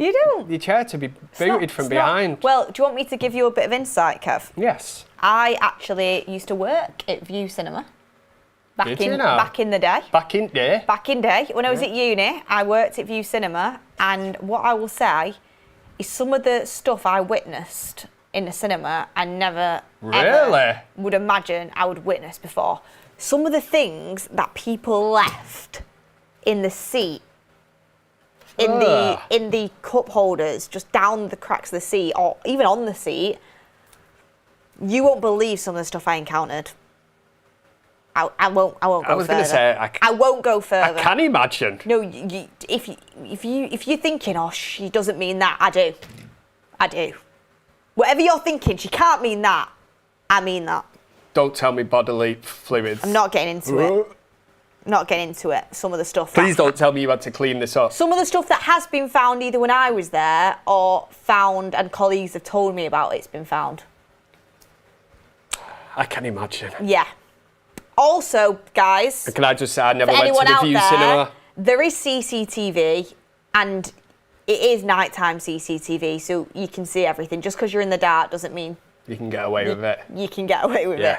There People can see you on the cameras in the security room. Just so you all know as well. Where would these cameras be? Again, I've never been to the View Cinema anyway, but Hydration break. One to think about for all of you there if you're thinking of going to the cinema and hydration break. Getting up to no good, but yeah. Whatever, yeah. I'm having the last bit of my energy drink and that should see me through this game. Kev's having his hydration break. But thanks for all the comments. It's been great so far, hasn't it? It's been good game. Been absolutely good game. Excellent. Good game. Looks like we won't get to see extra time. No, Belgium are really going to have to. Because I know you were really looking forward to it, Kev. What's the first thing I said to you when I got here this evening? After hi, guys, Beth. I'm not saying anything out loud. All I'm saying that, yeah, I'm not saying anything. Oh, is everyone speculating? Oh, God, you can speculate all you want. Opened up a right can of worms here now, Beth. But it was not pleasant. It was not pleasant. It's basically you had to say if you're on shift with you, there was 2 jobs that you would either get that day, and you'd look at the road and well, for me, I always had a preference. It'd either be behind the till, doing the food and whatever. At the end of the night, that was a bit of a nightmare because you'd have to clean everything up and it took ages. There's loads of little protocols you've got to do. However, so there was either that, behind the tills, doing the food, etc., or, I forget the proper name for it because there was a proper name for it, or there was screens. So screens or food and drink. And on the screens, you'd have to go in and clean the screens after each screening. Mm-hmm. And you'd, have to check people if they're coming in as an 18 and whatever, and, check people have the right tickets and that. But yeah, How much popcorn was on the floor? A lot. Oh, I didn't mind the popcorn though. Yeah, I know. In comparison to what I can imagine was on the floor. A lot of popcorn. Yeah. A lot of popcorn. And do you know what I used to think to myself as well? I'm like, people just leave the cinema, and I'm like, would you leave your house looking like that? Exactly. Would you leave your front room looking like that? Like, I just think, what have you actually done within 2 hours of a film? I tell you who'll have the cleanest cinemas. They'll be in Japan. Yeah. Have you seen the Japan fans at the game? They clean the stands. The Japan players who were playing, they clean the dressing room before they leave it spotless. It's cleaner than before they even got in it. So I bet in Japan, they must be picking up, well, they wouldn't even drop the popcorn, would I'll they? always leave a cinema clean now. I mean, you've worked there, anyway. you've been seen brought it. Up that way. You've seen it all. I've seen it all. She's cleaned the lot. I've cleaned the lot. Yeah. And I did stop quite quickly because I thought, nah. Yeah. Some people are animals, aren't they? Favourite cinema food? I have to say, obviously this is a treat. I do like the View Cinema milkshakes. They do slap. And if I made you a milkshake, it was absolutely 10 out of 10 banging. None of this scrimping and saving. I would make it unbelievably well. We've got a banger here. We've got a banger. Yeah, and Beth made it. Yeah, it was your lucky day if I made your milkshake. That's all I'm saying. Tango Ice Blast when it went. Yeah. Anyway. The comments, man. The comments never fail. Yeah, I did invite that on, to be honest. Yes. Nothing beats a blue raspberry ice blast. That screams Matthew in the comments. I personally an ice blast. We're at a hydration break. God, I'd love an ice blast right now, actually. Yeah. I like the combination of pink and blue together. That slaps. Yeah. 886 likes. 886. Is that it? Did anybody hear me at half time? Honestly, man. No one wants. You've actually put people off from liking it. I think we've lost. I think we've lost 300 likes since Kev said he would make a chicken out of a tea towel. Why would you not want to see that? Don't get me wrong, this is a great game. Senegal beating Belgium 2-0, but you could have the added, what would you call it, entertainment of seeing a chicken made out of a tea towel. You've got 18 minutes of normal time. I asked for 2k likes. We'll drop it down to 1.5. It's just it's gone up to 916 here, look. People... There's over 3,500 people watching. They don't want to see your chicken, Kev. I'm really, honestly... I'm going to really take offence to this. I do not see some kind of increase in these thumb ups. 10k likes. We need a world record of likes on this video. We do. We need it quickly. Yeah, we've got plenty of time here. We've got 16 minutes of normal time, 3-minute hydration, substitutions, another 5. We're talking a good 20 minutes or so here. Senegal asking all the questions again down the left-hand side. He's cutting back like Anthony Gordon, but the difference is, Madueke. The difference is Senegal are 2-0 up. They can do that. If you get 3k likes, Kev takes his top off and does the Sue. Is this the same person that keeps saying this each stream? Oh. I don't know. Some of these comments make me absolutely laugh my head off. They do. Look, show the chicken, somebody's Just saying. to kind of pivot the conversation for a moment, cross promo for you guys. I wasn't supposed to say that out loud. Oh, God. That's like Ron Burgundy when he reads it out. He'll read anything on that auto cue if you put it on there. I'm Ron Burgundy. Who put that question mark at the end? Sorry, guys. It's been a long day. Yes. I was on the 10 a.m. show. I was in the studio at 8 a.m. I'm flagging. But I'm feeling dizzy. I'm feeling dizzy. I think I might not make it on Monday. It's early onset. Yeah, it's coming I'm on. setting the scene. Yeah, it's coming on. Day by day it just gets worse. Yeah. I'll see who I am Monday, but I don't know really. Just don't know if I can make Seems it. to be getting worse. I'd never do that. No. Never do that. You're a professional, aren't you? I am. But don't forget, everyone, there's one more game coming up after we've wrapped up here with USA taking on Bosnia later tonight in the final round of 32 tie, 1 a.m. You can wait up for that. Make sure you're there. And then tomorrow we'll be back with another huge knockout clash as Spain takes on Austria in what promises to be another fascinating encounter. Yeah, Rangnick's Austria, eh? Yeah. What are we thinking? PM. USA Bosnia later on this evening. I think it's USA. Sorry, I just didn't compute that for a second. USA win, I think. Yeah, I think so as well. The winner of this plays the winner of USA Bosnia. Also, why did that say final round of 32? Because it's not the final round of 32. God, can people just not get anything right round here? So if USA... Can't get the staff, can you? If USA were to win this evening, Senegal versus USA in the next round would be an interesting looking tie. So we've got round of 32s coming up. Mark is live tonight. He's live tonight for USA versus Bosnia at 1 a.m. Tomorrow at 8 p.m. you've got Spain versus Austria. And then at midnight, which I absolutely, without a doubt, I'm staying up for, you've got Portugal versus Croatia. This is tomorrow, everyone, by the way. That will be a good game. That'll be a banger. Yeah. I'm staying up for that. What time's that at? Midnight. Oh. Midnight on Thursday evening. Not on a school night for Kev. Come on, Kev. Yeah. Come on, Kev. What time does everyone go to bed usually? Oh, what an opportunity. I say an opportunity. He's carved that out of absolutely nothing. Ooh. That looked like it was sailing top corner. Look at it from this angle. How close was it? That was an absolutely banging effort. It was close. That was a beautiful The fans were up effort. off their feet. Look at this angle. They must have thought it was in. Brilliant, brilliant strike. Oh, just not enough bend on it. The keeper's at full strike. I must say, I think the keeper was confident. He knew that was going wide then. Another substitution for Belgium. Proper good effort, that. But yeah, just to make sure everyone's clear on this, because I did butcher that a little bit.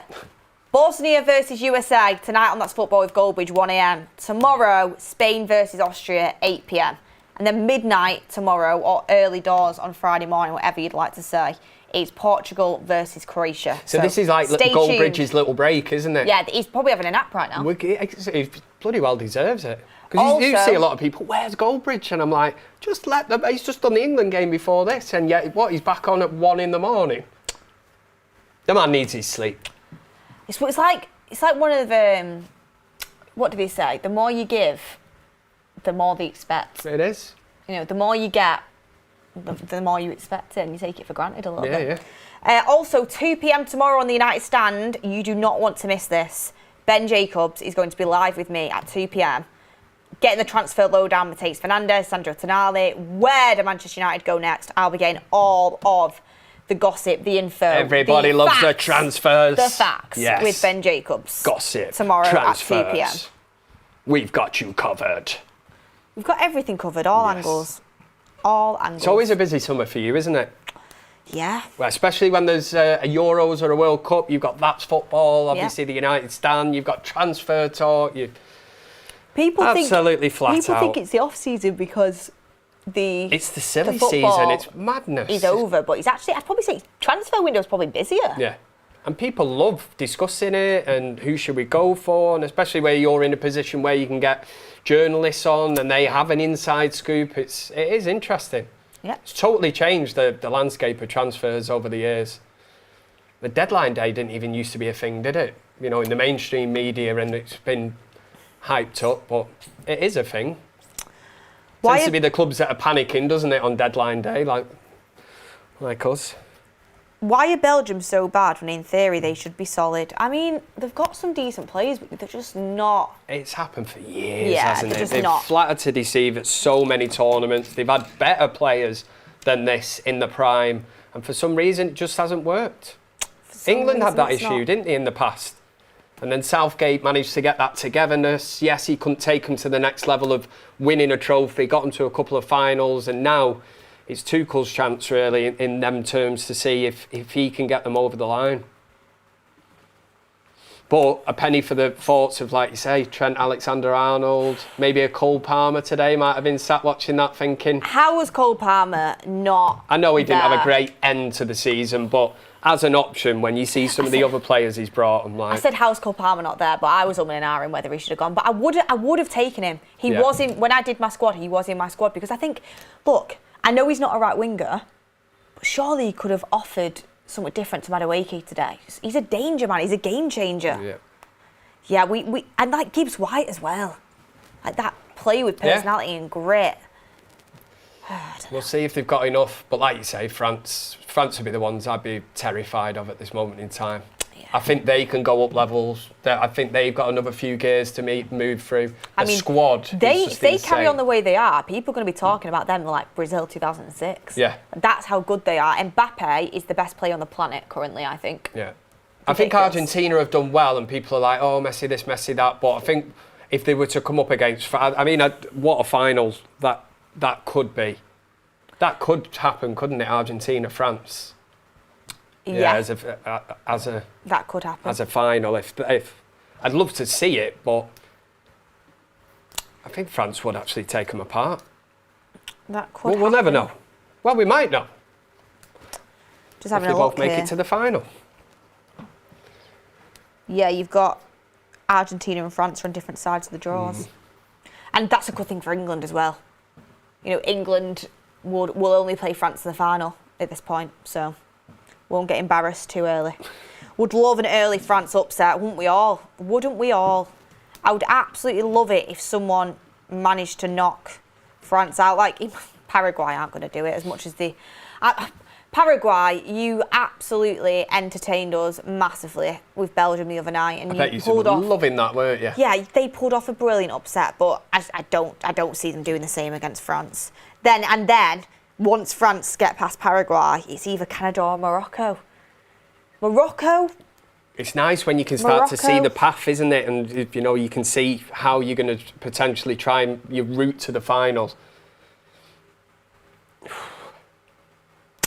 Yeah, a lot of people saying I would have taken Palmer as a game changer. Like, you can see he just got that moment of magic out of nothing, and he's got superb quality. Oh, over the bar. Belgium with another shot. They've had a few more opportunities within the last 10 minutes or so, but just nothing falling for them, really. It could be too late, though. It's like they've just woke up and gone, oh, do you know what? We might actually be going home here tomorrow. Well, you're going to be. If you don't get your arse in gear. That's how I felt with England at some points in that game. I was like, when are they going to do it? And at half-time, I'm thinking, Tuchel, surely he's going to use this speech, and say it, but sort of 10 minutes into the second half again, it was like, what's going on? It's... When you go 2-0 up, although they do say 2-0 is the most... Sorry, is it 2-0 or 2-1? 2-1 is the most dangerous scoreline in football. Or 2-0. One of them. But when it's 2-0... and you're in the 85th minute, it's a big ask. It's a big 2-0, you think you're, coasting like that Senegal now, whereas if Belgium score, they're half the deficit. Opportunity. Senegal are in! Oh, it's a good Courtois, shot. good save. Rolling back the years, gets down very, very quickly, pushes it away. 2-0 is the most dangerous scoreline in football. Yeah, the most dangerous lead in football. You can half the deficit with one goal. Yeah, you think you're away, and then it's... And you've got your tails up then. It's like, if we score again, we're level after being 2-0 down. And it only takes a second to score a goal. But when it's the 84th, you do. Yeah. You doubt it, especially with how sort of... Senegal look well here as Belgium have been. Oh, yeah. But let's say Lukaku steps up now, header, You're and all on it's to 2-1. Lukaku. I've not barely seen him I've not in this seen game. anything from him. Well, I just know the minute I say this, he's going to score. I like Senegal. I like the way they play. I like their energy. I like how forward-thinking they are. I like how direct they are. Comment there, somebody saying... Oh, they've nicked it. Belgium are homesick. Oh, to tell you what, that was go really poor home. from Tielemans then. They want to go home. Belgium just don't look completely at the races at all. They don't look like a World Cup place in the round of 16s on the line. No, there's no urgency. There seems to be much belief in them. It's almost like they've resigned to the fact that they're going home, but don't have any regrets. Do you think Senegal beats the USA if the USA get through? I think that is such an interesting... I think that'll be a banger of a game. Such an interesting game. Look at that. Ball doesn't stick with Lukaku. Familiar with that. Oh! He scored! I can't believe it! What have I just said? We have just been talking about this. The most curse. Dangerous scoreline in football is 2-0. It's happening. Kev is 2-1. And they've got 5 minutes plus added time to get an equaliser. I can't believe I've just been saying that about Lukaku. Don't do this to me. Don't do it. Let's just see it out. You can't do it in a Champions League final against City when you get chance after chance after chance. But when I want to go home and get some cereal after Belgium-Senegal, you turn up. Look, with the prospect of extra time. It's a quality finish, but in the build-up to this, he has a ball played into him, and you think, can the ball stay? It's an awful pass. And then he gets the second bite, the cherry, it comes across, and he's Kev, over you fully jinxed it. I know, everybody's like, that's your fault, Kev, says Shin. I think the keeper should do better, personally. I'm not, listen, I'm not saying anything more about Lukaku. I can't deal with extra time. Come on, Senegal. Kev the curse. Yeah, Kev. Kev, if we go to extra time here, I'm blaming you. Yeah. That keeping and defending is just not. I need to not like, psychologically. Wanted. I need to reverse this now and just say, Lukaku, what a player, what a team Belgium are. Lukaku's that good. He's going to go and score the equaliser. I need to put a curse on the Belgium squad. Look at him now, playing for the World Cup futures. Where was this level of urgency 5 minutes ago? Senegal back out the traps. They're not going to let it slide here. Can they score? Oh, that's poor. That's really poor. No, you've got to get your head up, mate. You need to be looking across there. Senegal should have been a cross, and it's a shot, and it's bang into the crowd.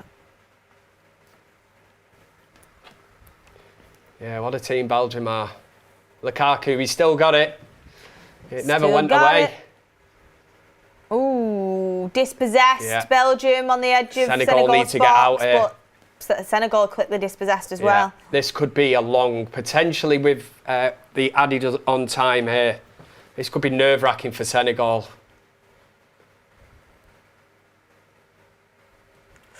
Kev, you've absolutely... Romelu Lukaku has turned up at the World Cup. We were saying, weren't we, all the big players have turned up. We were just waiting for Lukaku. Here he is. He's the biggest of them all, really. Yeah. Senegal keeping it tight. It goes into the mix. No! Oh! No! Oh, what is going on? Oh, 2-0 up.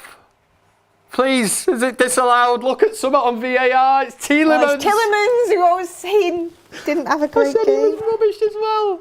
What is going on? Why did you even talk about 2-0 being the most dangerous scoreline in football? It's come back to bite us here, man. Stay tuned here on That's Football. I have been done. Yeah, you can. I have been. I'm not making the chicken out of my thing as well. You can forget about that. That keeper's thrown it away. What's he doing? What is he doing? The keeper's absolutely thrown Look at this. Oh, do you want to catch it? No, come out and try and punch it. Absolute idiot. Primo Nana. What is that? Oh, he's absolutely... Tielemans can't believe it, man. The keeper is in no man's land. Extra time looms large here on That's Football. As you can tell, we're totally thrilled about this. I'm so sleep deprived. Guys. Can you believe it? Lock in. Can you believe it? Someone get a winner now. in the hydration break added time, please. Look at what it means to the... Honestly, if one of these teams score now before extra time, Kev, the scenes. I would genuinely... You will never see, like, the celebrations will be wild. Yes. I can guarantee that. I don't even care who wins it now. Like, I did actually want Senegal to win. Here we go, yellow card And getting I still want dished out. Senegal to win, but just within the 90 minutes, please. Yes. How many minutes are added on? That is the main thing. Someone really wants to see your top off on this chat, Kev. Oh, you said it. 2-0's dangerous. Yeah. That's how dangerous it is. And I said I don't think on the 84th minute... well, if he gets to 2-1, then they only need to score another. And Bang. I'm saying 84 minutes in it will happen, though. Senegal look comfortable here, we said. Come on. Yeah. One last Belgium throw with the finished. dice. They've not been a threat. Oh, they've woken up now, Belgium, haven't they? What's that, though? Hey, what's that? Yeah. 7 minutes. We've got 7 minutes. Well, they scored There's 2 within 6 minutes, so... Yeah, Brad Young saying, unlucky you two, and the crying emoji face. Thank you. Come on, Senegal. Anyone. Yeah. Big Ron. Do you know, Senegal have absolutely controlled that up until Lukaku's goal, so I want to see Senegal. Yeah, so do I. I do want Senegal to win. But I feel like the team I support's just like, conceded literally like a last minute. Yeah, it's a sucker punch. Yeah, that will have completely taken the wind out of Senegal's sails and really given Belgium a massive boost going into these last 7 minutes. Big Rom! Oh my God, it's a pass. They might win it. Oh my God! Oh! God, I thought they'd hit the back of the net and come out then. That was close. Yeah.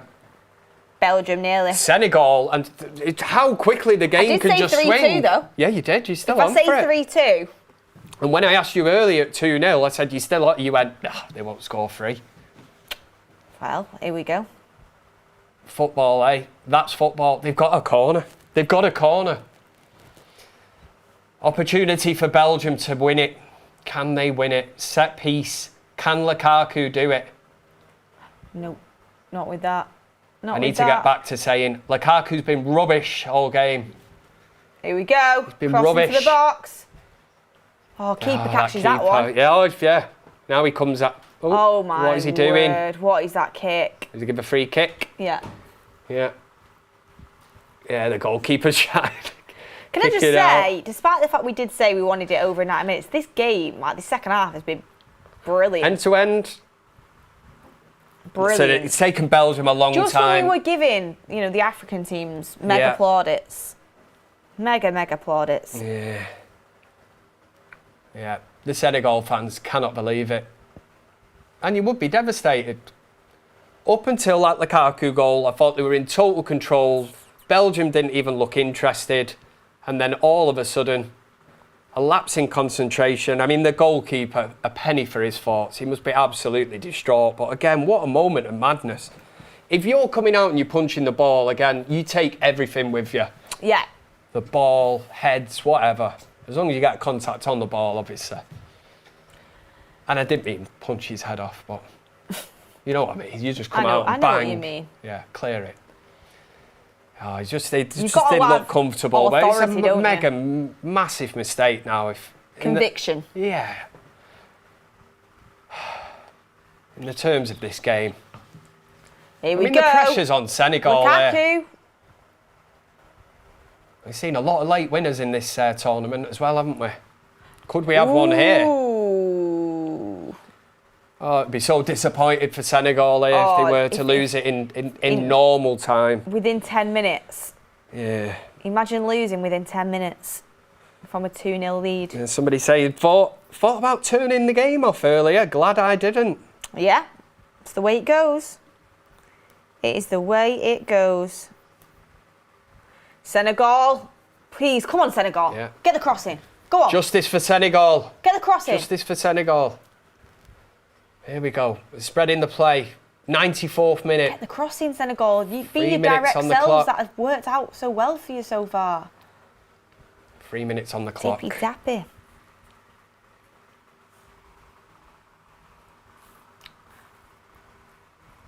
obviously Belgium have got so many players behind the ball now. They just need to get the ball into the box and hope for the best. I think Belgium are looking at this and thinking, right, extra time we can do it.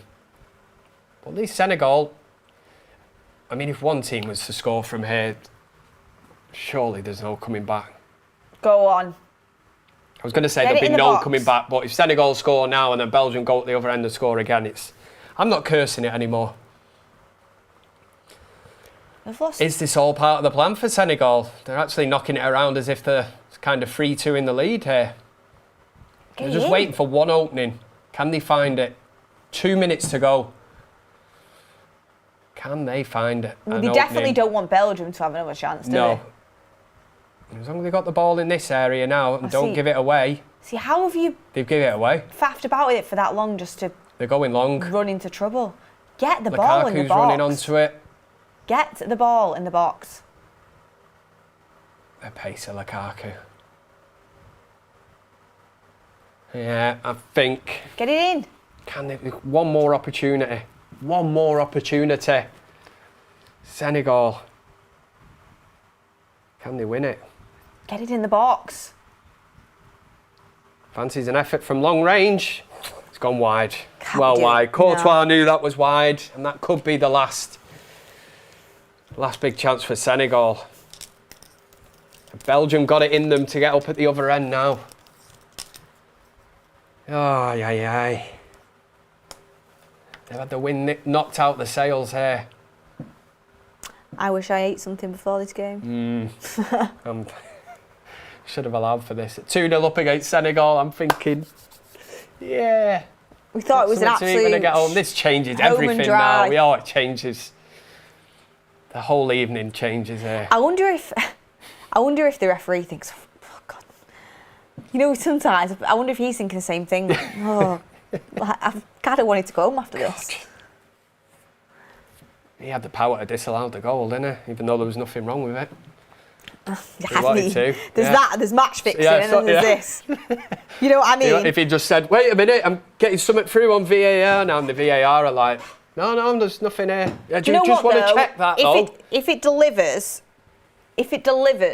the type of extra time penalty situation that Germany-Paraguay did, it's all worth it. And this second half has been absolutely phenomenal in terms of, especially the last 20 minutes.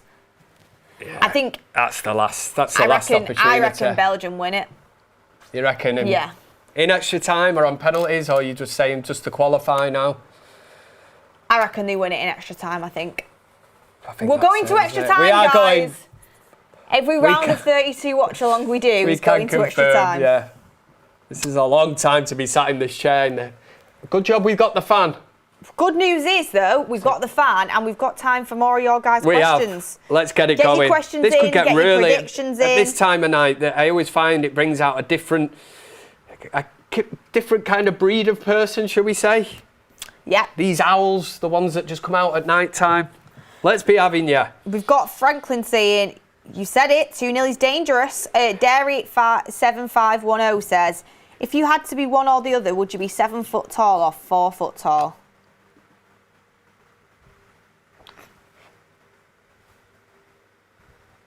Is that it? Is that the question? Yeah. 7 foot tall or 4 foot tall? I'd probably be 4 foot tall. I'm not far off. I think, you know what, it's all right. I'd say it's all right for 4 foot for a man. Is that, would you look at a 4 foot man? Would you date a 4 foot man? No? No. Yeah, okay. I'll be 7 foot then. Would you date a 4 foot woman? Yeah, well, you can wear high heels and stuff like that. That's what I mean. Yeah. I think you've got to choose 7 foot. Then. Yeah. And I could probably, well, if I play basketball, that's an advantage, I suppose. Yeah. Yeah, rekindle my basketball career. 7 foot tall. He's Kevin Ashford. I'm ripping up the NBA. Yeah, I'll be in there. Exactly. Money's rolling in. Yeah. We have Tom Grant saying, evening dream team, who's winning the World Cup? England. I can't see anything other than France. Sorry, France, I'm going to say. France is looking like the nailed on winners, aren't they? But let's see. Got a long way to go. Never know. Mojo7717 sent 20, that's football gift memberships. What an absolute legend Mojo is.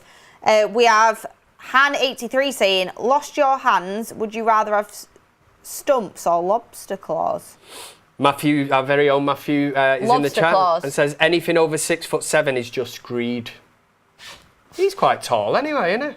I think so, yeah. Yes, I think he is. Matthew is pretty tall. Yeah. I'd rather have lobster claws. Sorry, what was that one? Would you rather have stumps instead of hands or lobster claws? I think lobster claws, at least you can pick stuff up. Yeah. What do you mean? No, I'm just picturing it. Oh, God, these questions, man. It's late at night. Yeah, so stumps. I suppose you could still. Yeah. And you can pick stuff up. Yeah. You sold me on that one. Mark is saying... You make a good saleswoman, Beth. I like it. Markaz says, you have to spend a year in the last TV show / film you watched. What was it and how long are you surviving? Oh, the last TV show I watched was last night, and I watched the second episode of House of the Dragon.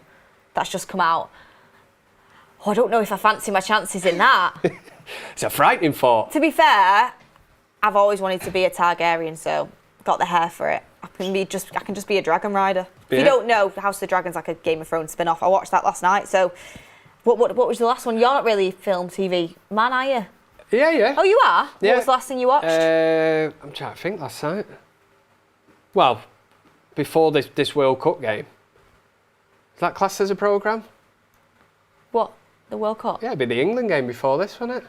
Nah, you've got to pick like a fictional... Still a programme, isn't it? Fictional. A fictional thing.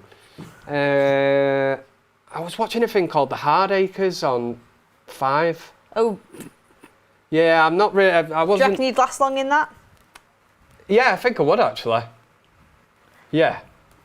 You would? Right, okay. Yeah, nice I think I would. I don't know what that is, but yeah. you can... It's kind of set in Victorian times, and the wife got me into it, sold me the dream. So basically, I'm like, she put her foot down and you Downtown Abbey suit. and any of that rubbish, man. I'm like, Kev does not like that. And she was like, oh, it's a bit different this one. Abbey. Yeah, so we have joint watching and stuff that we watch, you know what I mean? Yeah, I'm with you. Like, she will be like, it's 9 o'clock, Love Island's coming on. I'm like, see ya.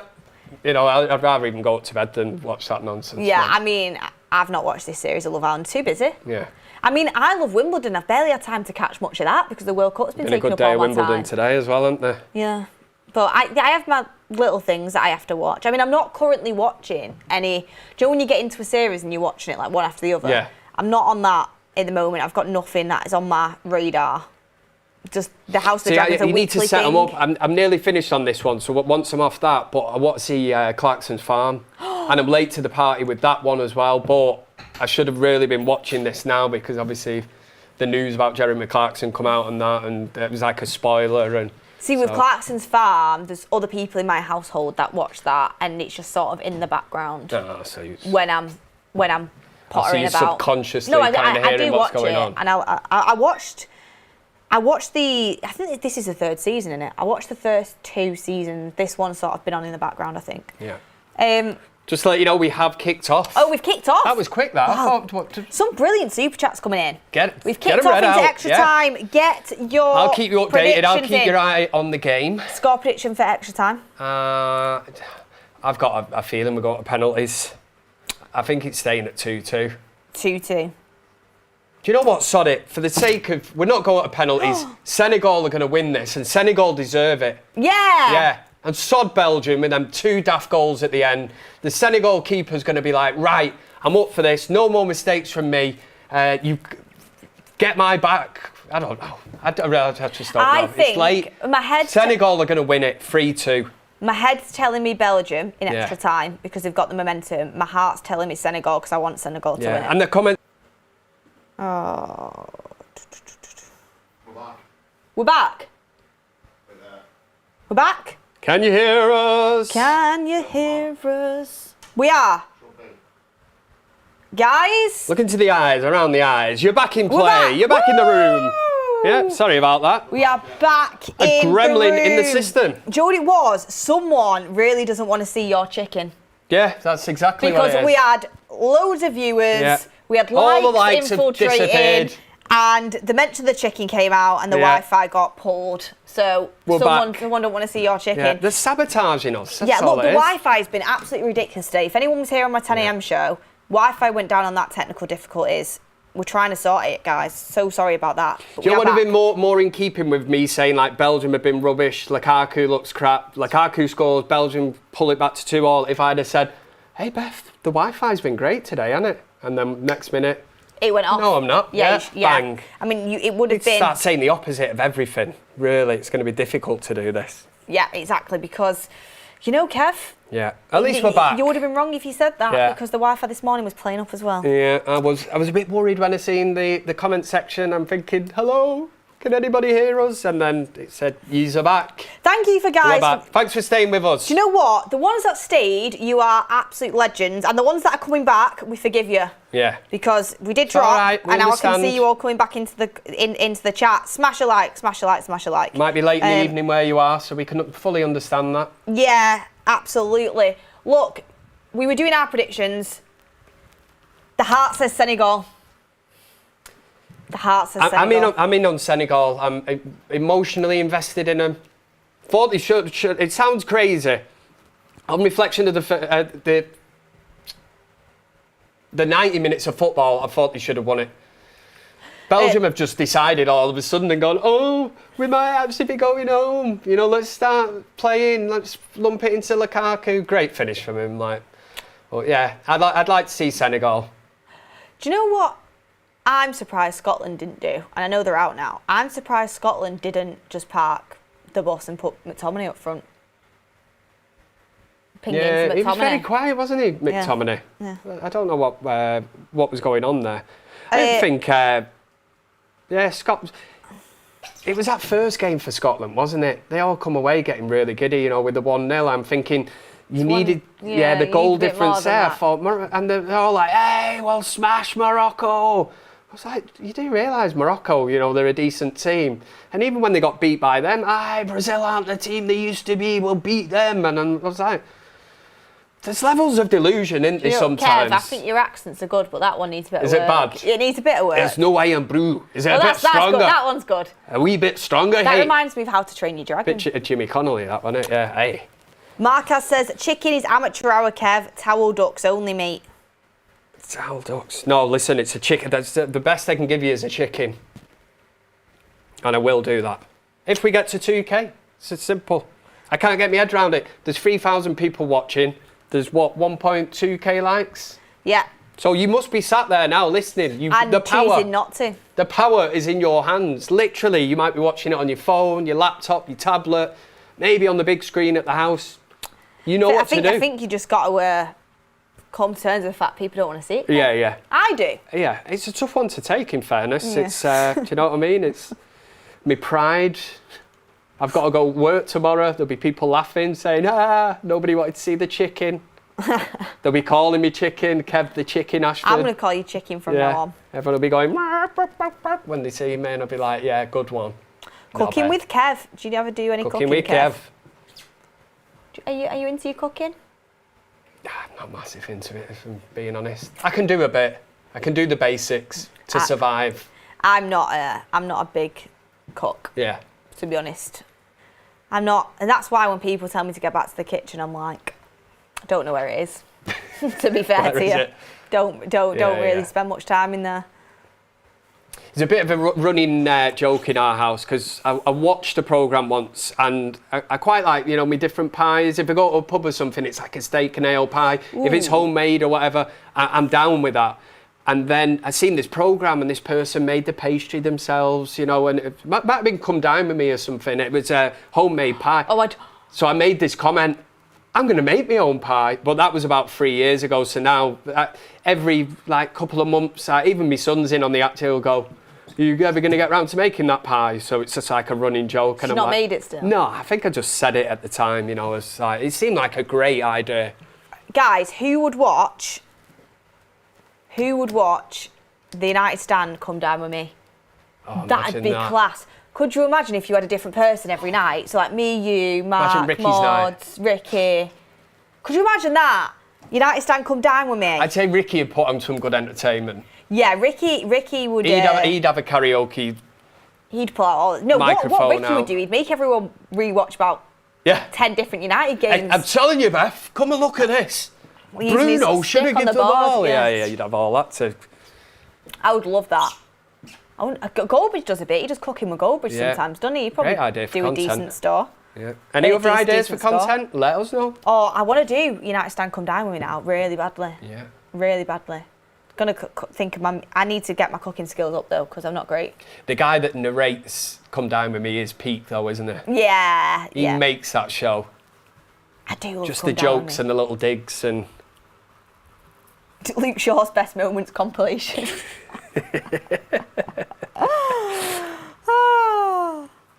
Kev cooks with plenty of alcohol.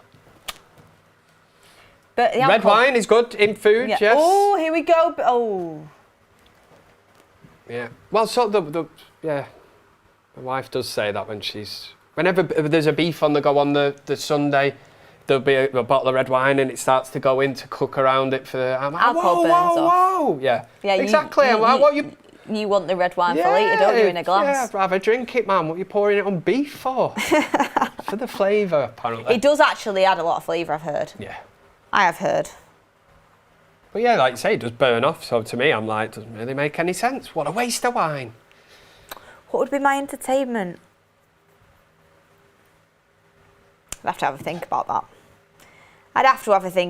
Yeah, I was trying to think of mine then. That's a really good idea for some content, that. Mark made a smashing burger on his Cooking with Goldbridge. Still use the recipe till this day. I have to give that a little. He's made a lasting impression on that person, hasn't he? Love a good burger. Yeah. Homemade burger. Onions, ketchup, cheese. Hello. They do hit differently, don't they? Them ones you get like from the supermarket when you think it's barbecue weather, which we've had a bit of, but you get them and they're like massive. Put them on the grill. Next thing you know, non-existent. Yeah, exactly. Pumps of water, Kev, that's why. Exactly. And you think, oh, look at this juicy burger, and it's like all dripping, and the flames are going. But before you know it, it's tiny, man. You're like, what's all that about? Where's it gone? You get what you pay for, in fairness, don't you? You do. You go to the butchers and get proper burgers. Do you know what your entertainment could be? Go on. Chicken. Oh. With your tea towel. What a plug. Have you just joined the stream now? I will make a chicken out of a tea towel. We need 2,000 likes. Just so we're aware, the timer is off. I think we're going to have to bring it down to 1.5k. We've got to be realistic here. Are you? Yeah. You think I've set my sights too high? Yeah. We've hit a plateau. I feel like I'm selling my soul here. Yeah. By moving down to 1.5. Yeah, I think the timer is a bit out of rhythm. If we can get that sorted, that'd be great. 102nd minute we're in extra time. Yeah.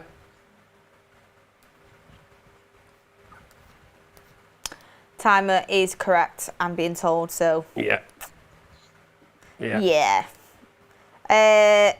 Yeah, so we are the 12th minute of, Yeah, 12 minutes of added time. Nearly and half we are time. absolutely thrilled here on That's Football to be bringing you an extra time showing and possibly penalties as well. We are absolutely loving it. Loving life. Come on, Senegal. I think this goes to pens, by the way. Do you? Yeah. Yeah. Literally what I said earlier, the longest penalty shootout in the history of shootouts. Managers taking penalties, they just have to go around the whole cycle, 20 penalties in. Are we doing the USA match? We're not doing the USA match, but Goldbridge is. He will be taking over for USA versus Bosnia at 1 a.m. So that'll be on pretty swiftly. It's going to be a late one for you, this. but something to enjoy there. Yeah. I think that will be a good game. They're looking to feed Lukaku again. Apart from his goal, he's not really done much. Not really. But he's going to curse it again here, have it? Ooh. Here's a turn, a shot, deflection, no handball. Here we go, Belgium. Good spell this from Belgium. Now. It's a shot. Anything on it? Oh, it goes all the way through, and Belgium will be kicking themselves. They didn't get on the end of that. Stick a leg out. Something on it. Will be gutted he didn't manage to get a leg on that.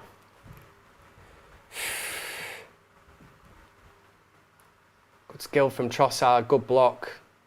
I don't think they'll be looking at that for a handball. They're not. Hands by his side. Yeah. Got to get something on it, haven't you? 63% of extra time games at the World Cup go to pens. It's because no one wants to lose. No. Nobody wants to lose. You can understand it, can't you? If you're on the pitch, nobody wants to make a mistake, even though the Senegal keeper's made a horrendous error. But, yeah, it tends Trossard to be keeping it safe. Not Trossard, sorry. Tielemans is an interesting one. Someone said Trossard for the game winner. Yuri Tielemans, what a player. Tielemans is interesting. He can be non-existent and then he can just be absolutely phenomenal. He's had a good season as well, hasn't he? Yeah, he has. He has done. Oh, I'm getting tired now. My eyes are like... It's closing. A little bit. Guys, yes. Keep us entertained. Keep us going, man. In. Keep us going. Get some comments in. Keep because I think both teams here are probably looking at penalties thinking, we fancy it. Yeah. And moving. Get the shoulders going. Get the blood flowing. Yeah. There we go, half-time. We're halfway there, Beth. We're halfway there. We're halfway. Can we get a winner in the second half of extra time? I don't think I've slept more than like 5 hours a night for the past week. It's going to take its toll on you, this, Beth. It is. But it'll all be worth it. It will. When I can say I've watched nearly every game in the World Cup. Yeah. Are you not entertained? Exactly. You'll be able to tell your grandkids, you'll be like, 2026 World Cup. I watched every game. I did. I know, and they'll say... You might not speak like that, but you did. I might do it just for you, Kev. I'll speak like that. There you go. 2026. Taj Maroney says, best holiday destination. Oh. Do you know what? It really it depends on where... It's all about who you're with. Yeah, the company. Yeah, I can dig that. But New York as a break. I love New York. Is levels. But at the same time, you know, I love Malta. Oh yeah, you've been to Malta. Where did I go the other year? Florida Keys was great. I love the Florida Keys. Yeah. I love Greece. Lanzarote. I think you can go wrong with certain parts of Spain. And you ever been to Dubai? I've not, no. It's on my list. Is it on it? Is it on there? It's not on mine. I don't... But I'm at the stage where I'm like, I'd like to say so I can just say that I have been, and so I can just experience it, because I know it's ridiculously, you know, like the way they look after you, hospitality-wise and that. Do you know what I've heard is apparently really good and really nice? Abu Dhabi. Yeah. Abu Dhabi's meant to be really, really good for a holiday. But I've not been to Dubai. It is on my list of places to go. Oh, technically I have. My mum went when she was pregnant with me. Does that count? Yeah, kind of. She didn't know she was pregnant with me. There. Right, okay. But she was. I want to go there, so I can go on that aeroplane, and I want to go into that bar. Oh, yeah. Yeah. But I think that is at first class, so I don't know what it is, but definitely cost you a pretty penny. But, Kev?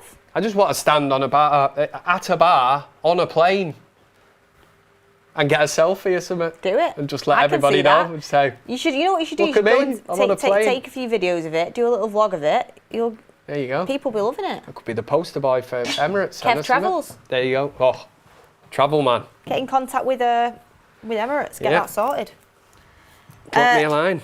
Drop me a line. Madeira's banging. We have Sicily. Oh. I do like Italy. That's where I'm going for my summer holiday. Are you? Where are you going? I can't remember the name of the place now. We went the other year only for like a 3-day break. Sorrento. Do you know, I can't even Sardinia. remember. I'd have to ask the wife. She'll be in bed now, so I can't even ask her. You have to let us know. I'm one of them that just turns up at the airport and goes... You're keeping me on the edge of my seat here, Kev. I'm like a little kid. But she'll have me passport. Was it nice? Oh, it was lovely, yeah. Really nice. You have to let me know, because I do love Italy. Lisbon, been to Lisbon. Really nice city. Croatia is meant to be really good, says JB. Been to Croatia. I want to go to Dubrovnik. I've been to Split. Went to Dubrovnik. Was that last year or the year before? Another like three-day break. Unbelievable. You're into Game of Thrones, aren't you? Love Game of Thrones. So that's where it was. Bits of it were filmed. Yeah, but where we stayed, you could see the walls. You know, and it's you have, as a tourist destination, you look outside of it, you don't think it's that busy, and then you like looking and you can see these people all walking around the walls. But when you go in, it's like a different city. It's packed. I really but want to in go a good way, Dubrovnik. because you can go to different bars, sit down. I love people watching. I could sit and people watch all day. It's like being at an airport, isn't it? When you just constantly sat there, go, where are they going? What's he up to? What's she doing? You know, and you just people watch. It is a thing. Might not be for you young guns. You might be like, people watching. What's, no, I do. I know I enjoy it. When I went to Croatia, I do want to go to Dubrovnik. It's on my list. When I went to Croatia, I went to Split, and then I went to a little island called Hvar off Split. That was good. Yeah. Bit of a party holiday, but it was mega. Hvar was beautiful. That was one I was gonna tell you about before. One of my best night outs ever was in Hvar off Croatia. We're at a beach club called Hula Hula, I think it was. Hula Hula. And then we went to this other club later that night that you had to get a boat from. So bear in mind, you've already got to go to Hvar as an island. Then you get a boat from Hvar to this other little island, and the whole island's like a club. It's called Carpe Diem. Wow. It was mega. So good. But so you couldn't leave that club then? If like... You have to get the boat back. Right, I was going to say, I mean, that would have been tricky for me back in the day, because I used to do a thing called a dog in the fog, where I've had enough, but I don't tell people I'm going. Goodbye. Yeah, I'm like, I just disappear. So if I was on that island, I'd have a nightmare, man. I'd drown. Opportunity for Senegal! Oh! He's put it wide. What a chance. That was a great opportunity. It was. He knows it. He's got his hands on his head. Oh, what a chance. Cross comes into the box. Will he get a better chance than that? Oh, he should get this on target. Oh, he's got to do better. Kev's not happy. Oh, I need to get some air to my legs. I've been sat down for how long, man? I know, my Apple Watch has told me I need to stand up about 5 times. Oh. Cooking chicken Kiev with Kev. Yeah, keep them coming. Cooking. Lukaku doing his best there, but oh, I can't believe that opportunity for Senegal.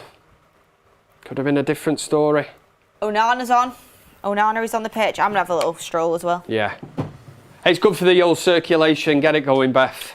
Well, my brother he's in medical school. He's training to become a doctor.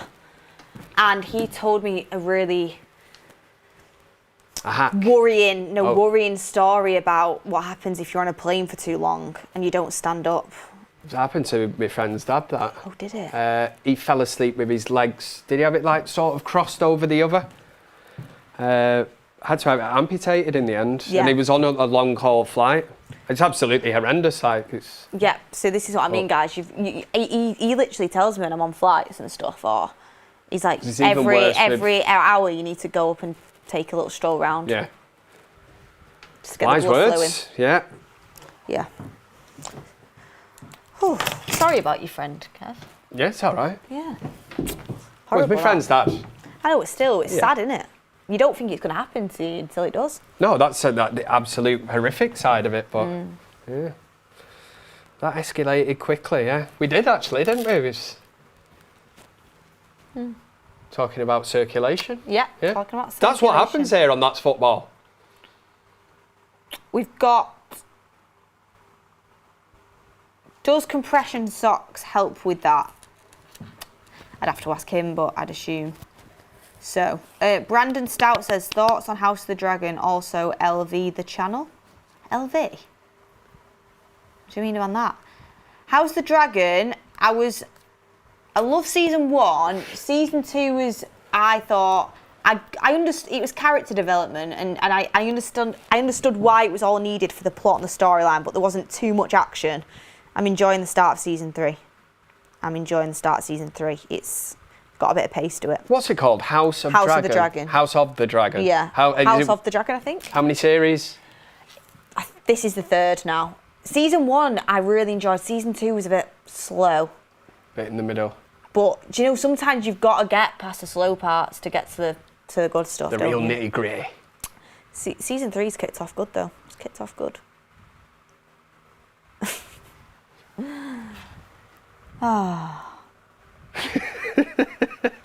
some How does comments. she? Yeah, no. Sorry about your friend, Kev. Nah, it was my friend's dad. I know. Yeah, it did sound awful. Come on, Senegal. Never mind that. Yeah. Have you watched Yellowstone? If you have, Yes. you should check out Dutton Ranch. Yellowstone. I've watched it all. Have you? Yeah. Shot on target for Senegal. Do you know what? I've not actually watched the new one. I cannot physically bring me. I went on that much of a binge. What's the new one? Dutton Ranch. Dutton Ranch. I've heard very good things. So I watched all the Yellowstone ones, and then the spin-off one where it was his. Don't get me wrong, I enjoyed it, but it was too much. You know, I was waking up in the morning. I'm looking for my horse outside. I'm looking for my cowboy hat. I've just got into the role of. I was watching that much cowboys and Indians. I thought I was one. Honestly, I'm not. Kev, I tried to watch Yellowstone. Must be Could you not get into it? I enjoyed it, but I could not get through an episode without falling asleep. That's not a good sign. No, but I was enjoying it. But I love. What time of day were you watching it? Late night before I go to sleep. You see what I mean? Well, maybe that's look probably at that why. then. Yeah, Probably there's why. your issue. But I feel like it's one of them where if I stick with it, I'll really enjoy it. Yeah. So I need to get on it. Another Beth Get on back there on it. as well. I know who you're on about. Yeah. I know who you're on about. I think she's in Dutton Ranch. Because I've Yeah, watched She's the main- a lot of the first series. Beth Dutton. Yeah. She's one of the main characters in it. Yeah. She's an interesting character, shall we say? I wouldn't say she's Quite very lively. Much, yeah, she's not like me. No. Come on, Senegal! Everyone's saying, Kev, did you watch The US Office? No, you did. I admitted that earlier. There's no point me lying anyways. They say, oh yeah, what's the first one? It was all right, because then you'll be like, oh, do you remember this? I'll give you a list of good episodes to watch. It's happening. It's happening. It's happening. Everybody stay calm. Everybody stay calm. Yeah. I will get round to it. I've told you all, it's a long World Cup, this. And it's just going to extra time. God, what is it, 11:30 UK time? All right, okay, I can deal with this. Landman people are recommending. Can we get a winner in extra time? Deep in the Can we heart get of a winner West in extra time? Ooh, I like the idea of Landman. I like anything like Southern America. Do you know what series I loved? Landman. People are talking about it. Right. Deep in the heart of West Texas, roughnecks and wildcat billionaires try to get rich quick in the oil business as oil rigs begin to dominate the state. Crisis executive Tommy Norris tries to bring his company to the top during a fueling boom. Sounds good, that. Got 80% Rotten Tomatoes. I'll have a little look. Yeah, a lot of people saying the US Office is brilliant. It is. We established this, didn't we, on the last watch along we did, and I did say I would watch it. I will do. I was being a bit ignorant because I was like, what's the point of watching it? Because of American I've watched the UK. Well, I said I've watched the UK version. Why would I watch the US one? Which, what an incredible backlash! Yeah, opened up a right conversation. That's why you should always trust me when I tell you. I promise you, Kev. If it was rubbish humour, I would have told you. It's banging. Yeah. I promise you all. I would actually say, as much as I love the UK Office, I would say I watch the US one more. Really? Yeah. Yeah. Right. Yeah. I'll get on it. I will get on it like a carb on it. Don't you worry. We'll see what it's all about. And if I think it's rubbish, I'll be back here to tell you all. Yep. And I'll say, thanks you lot for wasting my time. What a load of rubbish. One thing that's not rubbish is this game. Yeah. I'm doing a bit of a day in the life video today, so I'll get all the chat on it. Comment if you want to be on my day in the life, everyone, right now. I'm just showing day in the life of Beth Tucker. I have people, they want to see it. Kev, you're in it? Yeah, I'm ready for it. You ready? Yeah. Extra time? Extra time. Woo! Love it. Oh, comments. Love it. Get in the comment section. There we go. Got a few highs in there. Hello. Your name will be showing in my day in the life if you get your comments in now. Thank you, everyone. There we go.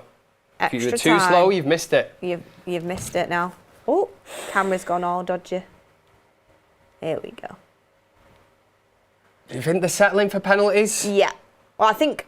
Has anybody got a bit of ambition in them? I think they're going to go and try and score a second goal, clearly. It's a chance! Off what is the that bar. sorcery? Absolute wizardry. Off the bar for Belgium. Honestly, man. Are you trying to keep us here all night? How is that not gone in?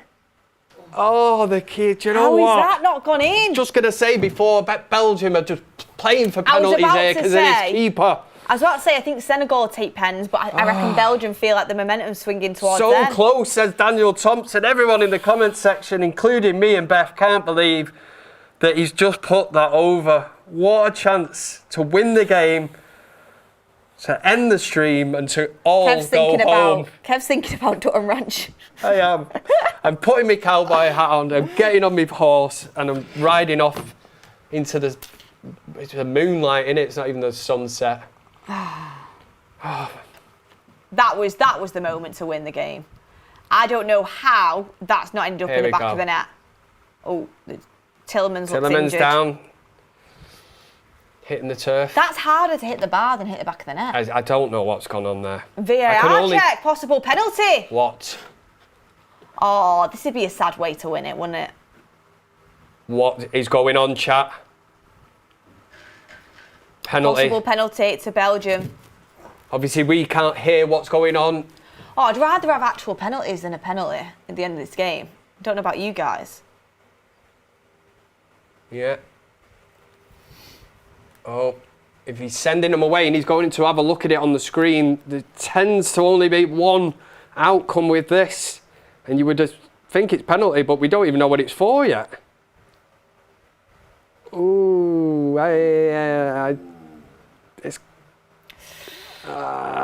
you've kind of seen them given, but I wouldn't say it's a stone waller. I think it's a soft one. Yeah, I wouldn't like to lose and go out the World Cup on it. I think it's a soft one because if I'm on the receiving end of it. He's not. He's coming across. I mean, the contact is minimal, but it's minimal, and the ball's already ran past him. Some people will argue, still contacting the ball. They will argue he's going to look at it on the screen. That's a pen. If he's looking at it, it's a pen. If he's looking at it, it's very rare that these get overturned. What a game of football! I don't like to see a game decided this way. Oh yes, yeah. I think it's a penalty, you know. It is one of them where you make that noise and go. From that angle, it's a penalty. He's took his legs out from behind. It's a penalty. I didn't. From the previous angle, I thought it looked soft. From this angle, and it's as the ball comes at him as well. I thought the ball had already rolled past. No, it's still contact, but he has took his legs out. I think there's only one way this is going. He's not going down without contact there. It's a pen. He goes through the back of him. Senegal on self-destruct. See, from that angle, it doesn't look bad.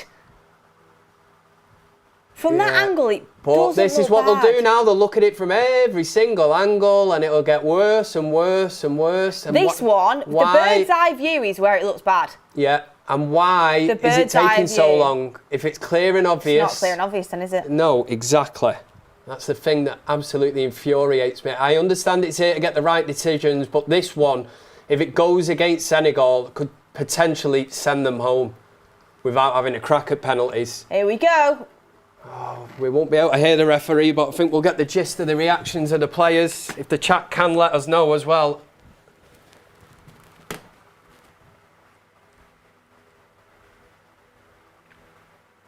Not got the volume on here, but let us know.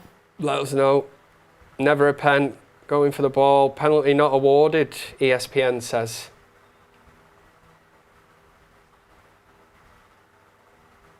It's a penalty. He's given a penalty. He's given it. Given it. He has. They always do when they go to the monitor. Oh, what a way to go out. They always do. Well, we don't know. You know who it's up to now to make amends? Ron. The goalkeeper for Senegal. Is this his moment? Do you think Lukaku takes this? Oh, who's on the pitch? You reckon?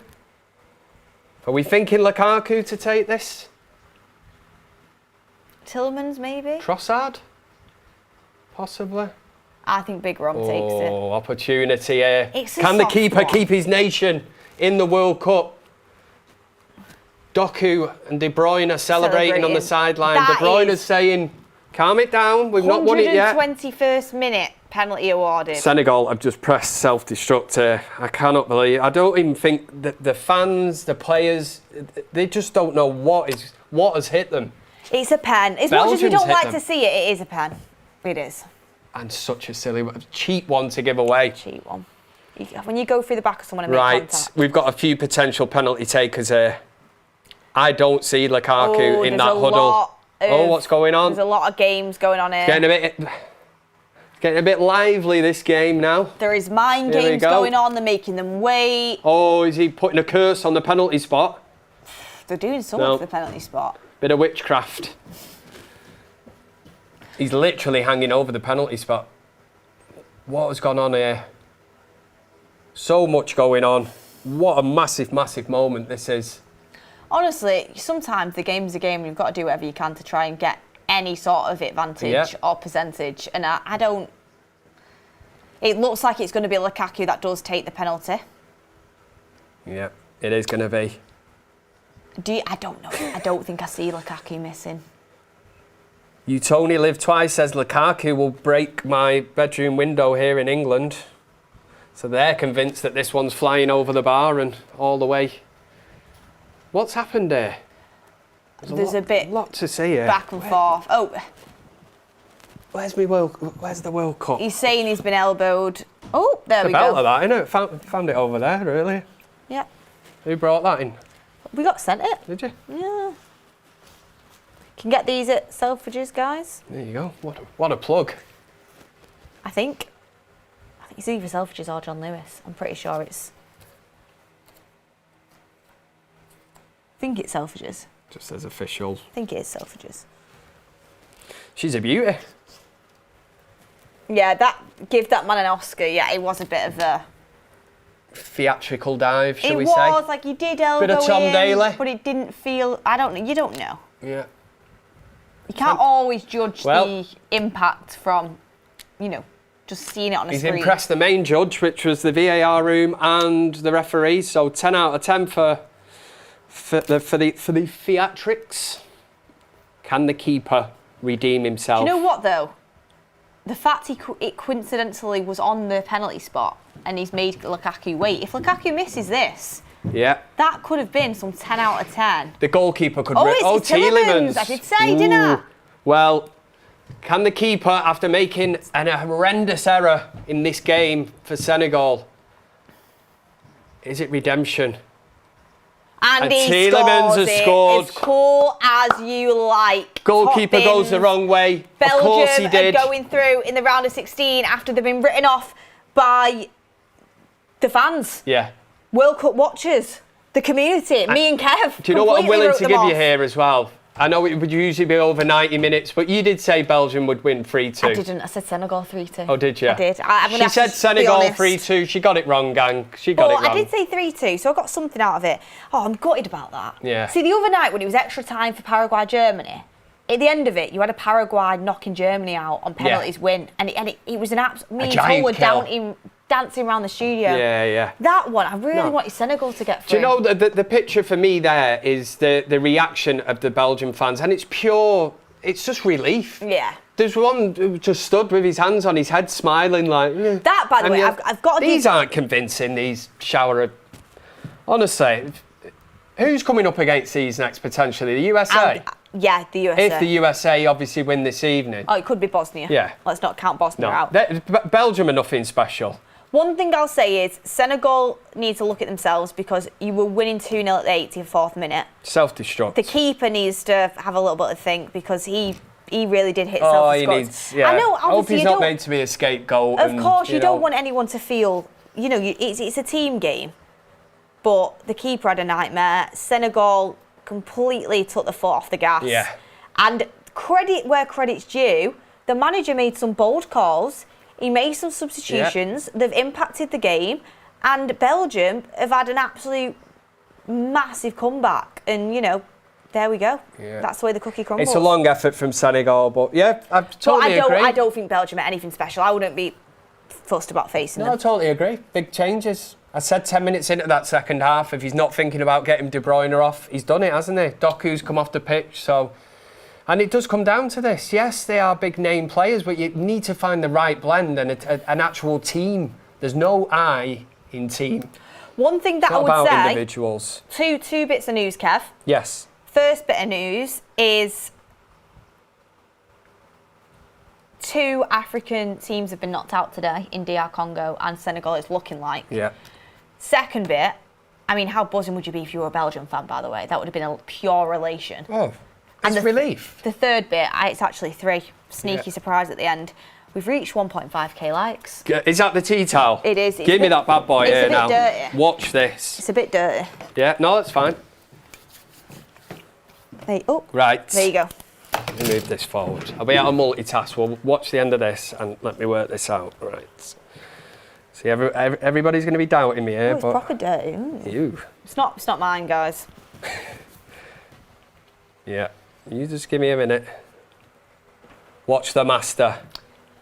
The master chicken man. I tell you what, I fancy USA against Belgium in the next round. If it is the USA that get through, we don't want to write Bosnia off. Stay tuned. Goldbridge will be live at 1 a.m. to see who wins that game. And I bet he won't be making a chicken out of a tea towel. Will he? Here we go. Here's the move. I'm removing my like if this isn't impressive. You can see where I've gone here with this move. It's still, I know it still doesn't look like a chicken, but bear with me on this one. You give me the likes, I'll give you the chicken. You're going to love this. And if you don't, then sod the lot of you. That's all I'm saying. Let me make sure I get this right. There's a little move that we'll pull off now. It sounds wrong, but here we go. Is that a chicken? Is it a chicken? That could pass as a chicken. Is that not a pair of legs, the breast? That is a chicken. For some reason, I was envisioning... What, like some kind chicken. Of origami? Yeah. Come on, Beth, I'm not that good, man. It's a towel. I'm trying to make a chicken out of a tea towel. I was envisioning like a chicken with like a... What's... like... Have we lost like 1,500 likes like a live animal chicken. Oh, come on, man, I'm not that good. Before it's been... Yeah, there you go. Put in the supermarket.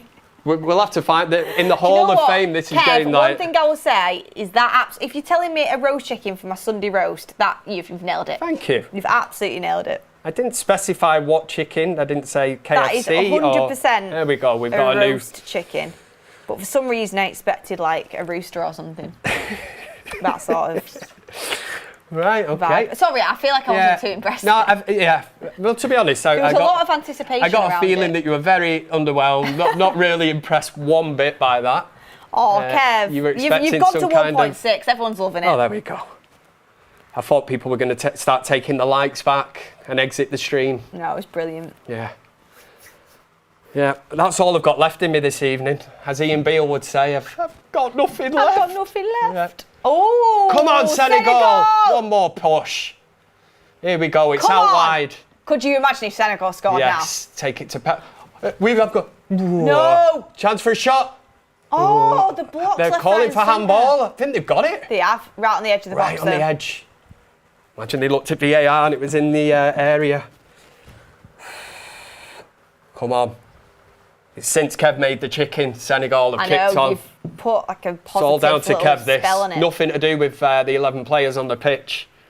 Is outside the box. Yeah. Mane, penny for his thoughts on the sideline. There's nothing he can do to influence this game. All he can do is watch on. Will be his last World Cup. This is Senegal's last roll of the dice, isn't it? Yeah. This is it.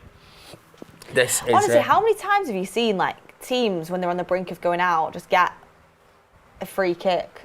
What a lifeline this would be. Like Ivory Coast did it the other. Oh, you're looking at the chicken. Ivory Coast the other day. Ahmad was so close. Yeah. So close. Fantastic free kick. DR Congo too with England. They had one. What an opportunity this is. And Visser put it over. The chicken is getting ready to celebrate. Yeah. I'll be celebrating with the chicken if this rattles in. We want pens. Yeah. We want pens. I do now, you know. Now I'm up. Let's get through it. Just to see Senegal equalise. Oh, he skied it. He skied it. And that That should be it. Oh, Belgium fella's loving it in the crowd. He's a big fella, him. Is that the full-time whistle? It is. Yeah, that is the full-time whistle. Kev, that chicken was a big highlight for me.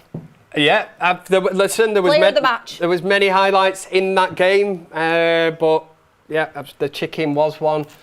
Player of the game. Do you know what? I'm not even going to give it to a Belgian player. Do you know what I'm going to say? I'm going to say Sarr. Sarr? For the goal was absolutely, yeah, I think it was worth giving him man of the match. I know. I'm going to give it to Tielemans. Yeah. Tielemans really stepped up in that second half. But well, you got the Senegal bias. I get that. Yeah. I'm not being Belgiumist. Is that even a thing? But I wasn't thoroughly overwhelmed by the football. If I'm a Senegal fan this evening, and a Senegal player, I don't know what's just happened there. I know. They've just self-destructed. They were 2-0 up with, 7 minutes left, and to then be taken to extra time and lose it in extra time without even an opportunity at penalties, I don't know what's going on. We've made a chicken out of a tea towel. It's late. We went to extra time. We didn't get the penalties, but listen, Beth, I've enjoyed it, and the chat, as always, has been absolutely spot on. Kev, I've had an absolutely cracking time. Yeah. We got through extra time.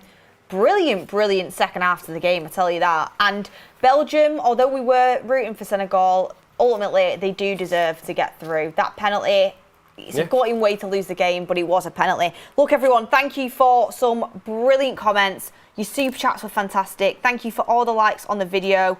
We absolutely love doing these watch-alongs for this community. Can I just say as well, the one thing we did learn today is 2-0 is the most dangerous scoreline in football. That's football. We brought that to you before the first and the equaliser. That is football, Beth. You stole me line then, but fair play to you. Yeah, that's football. What was the line? It's the most dangerous scoreline. 2-0, which Senegal were at the stage when you started to read out why. And bang, wasn't it? Sarah Barkley, Senegal 1 win, 3 L's. They don't deserve quarterfinals. Well, they were one of the third place teams to get through, weren't they? But they give their all today. Yeah. Just until they just stumbled at the final hurdle. United Unplugged says, looking to get Canadians into football. This is my channel. Road to 1,000 subs. Love the respect you give to African teams. Go and follow United Unplugged. Get over there. Thank you so much for your super chat. Wish you all the best on your channel and all the success that comes with it. Look, thank you everyone. Smash a like on the video. Have a lovely rest of your Wednesday evening. There's 8 minutes left. And have a good start to your Thursday morning as 1 a.m. Goldbridge will be live on That's Football for Bosnia versus the USA. Whoever wins that game will be facing Belgium in the round of 16. And also as well, tomorrow we have Ben Jacobs on the United Stand at 2 p.m. Be there or be square. We're getting all the latest transfer scoop on Manchester United. Thank you, everyone. Thank you, Kev. Thank you, and thanks from the chicken. Thanks for the chicken. We'll see you on the next one.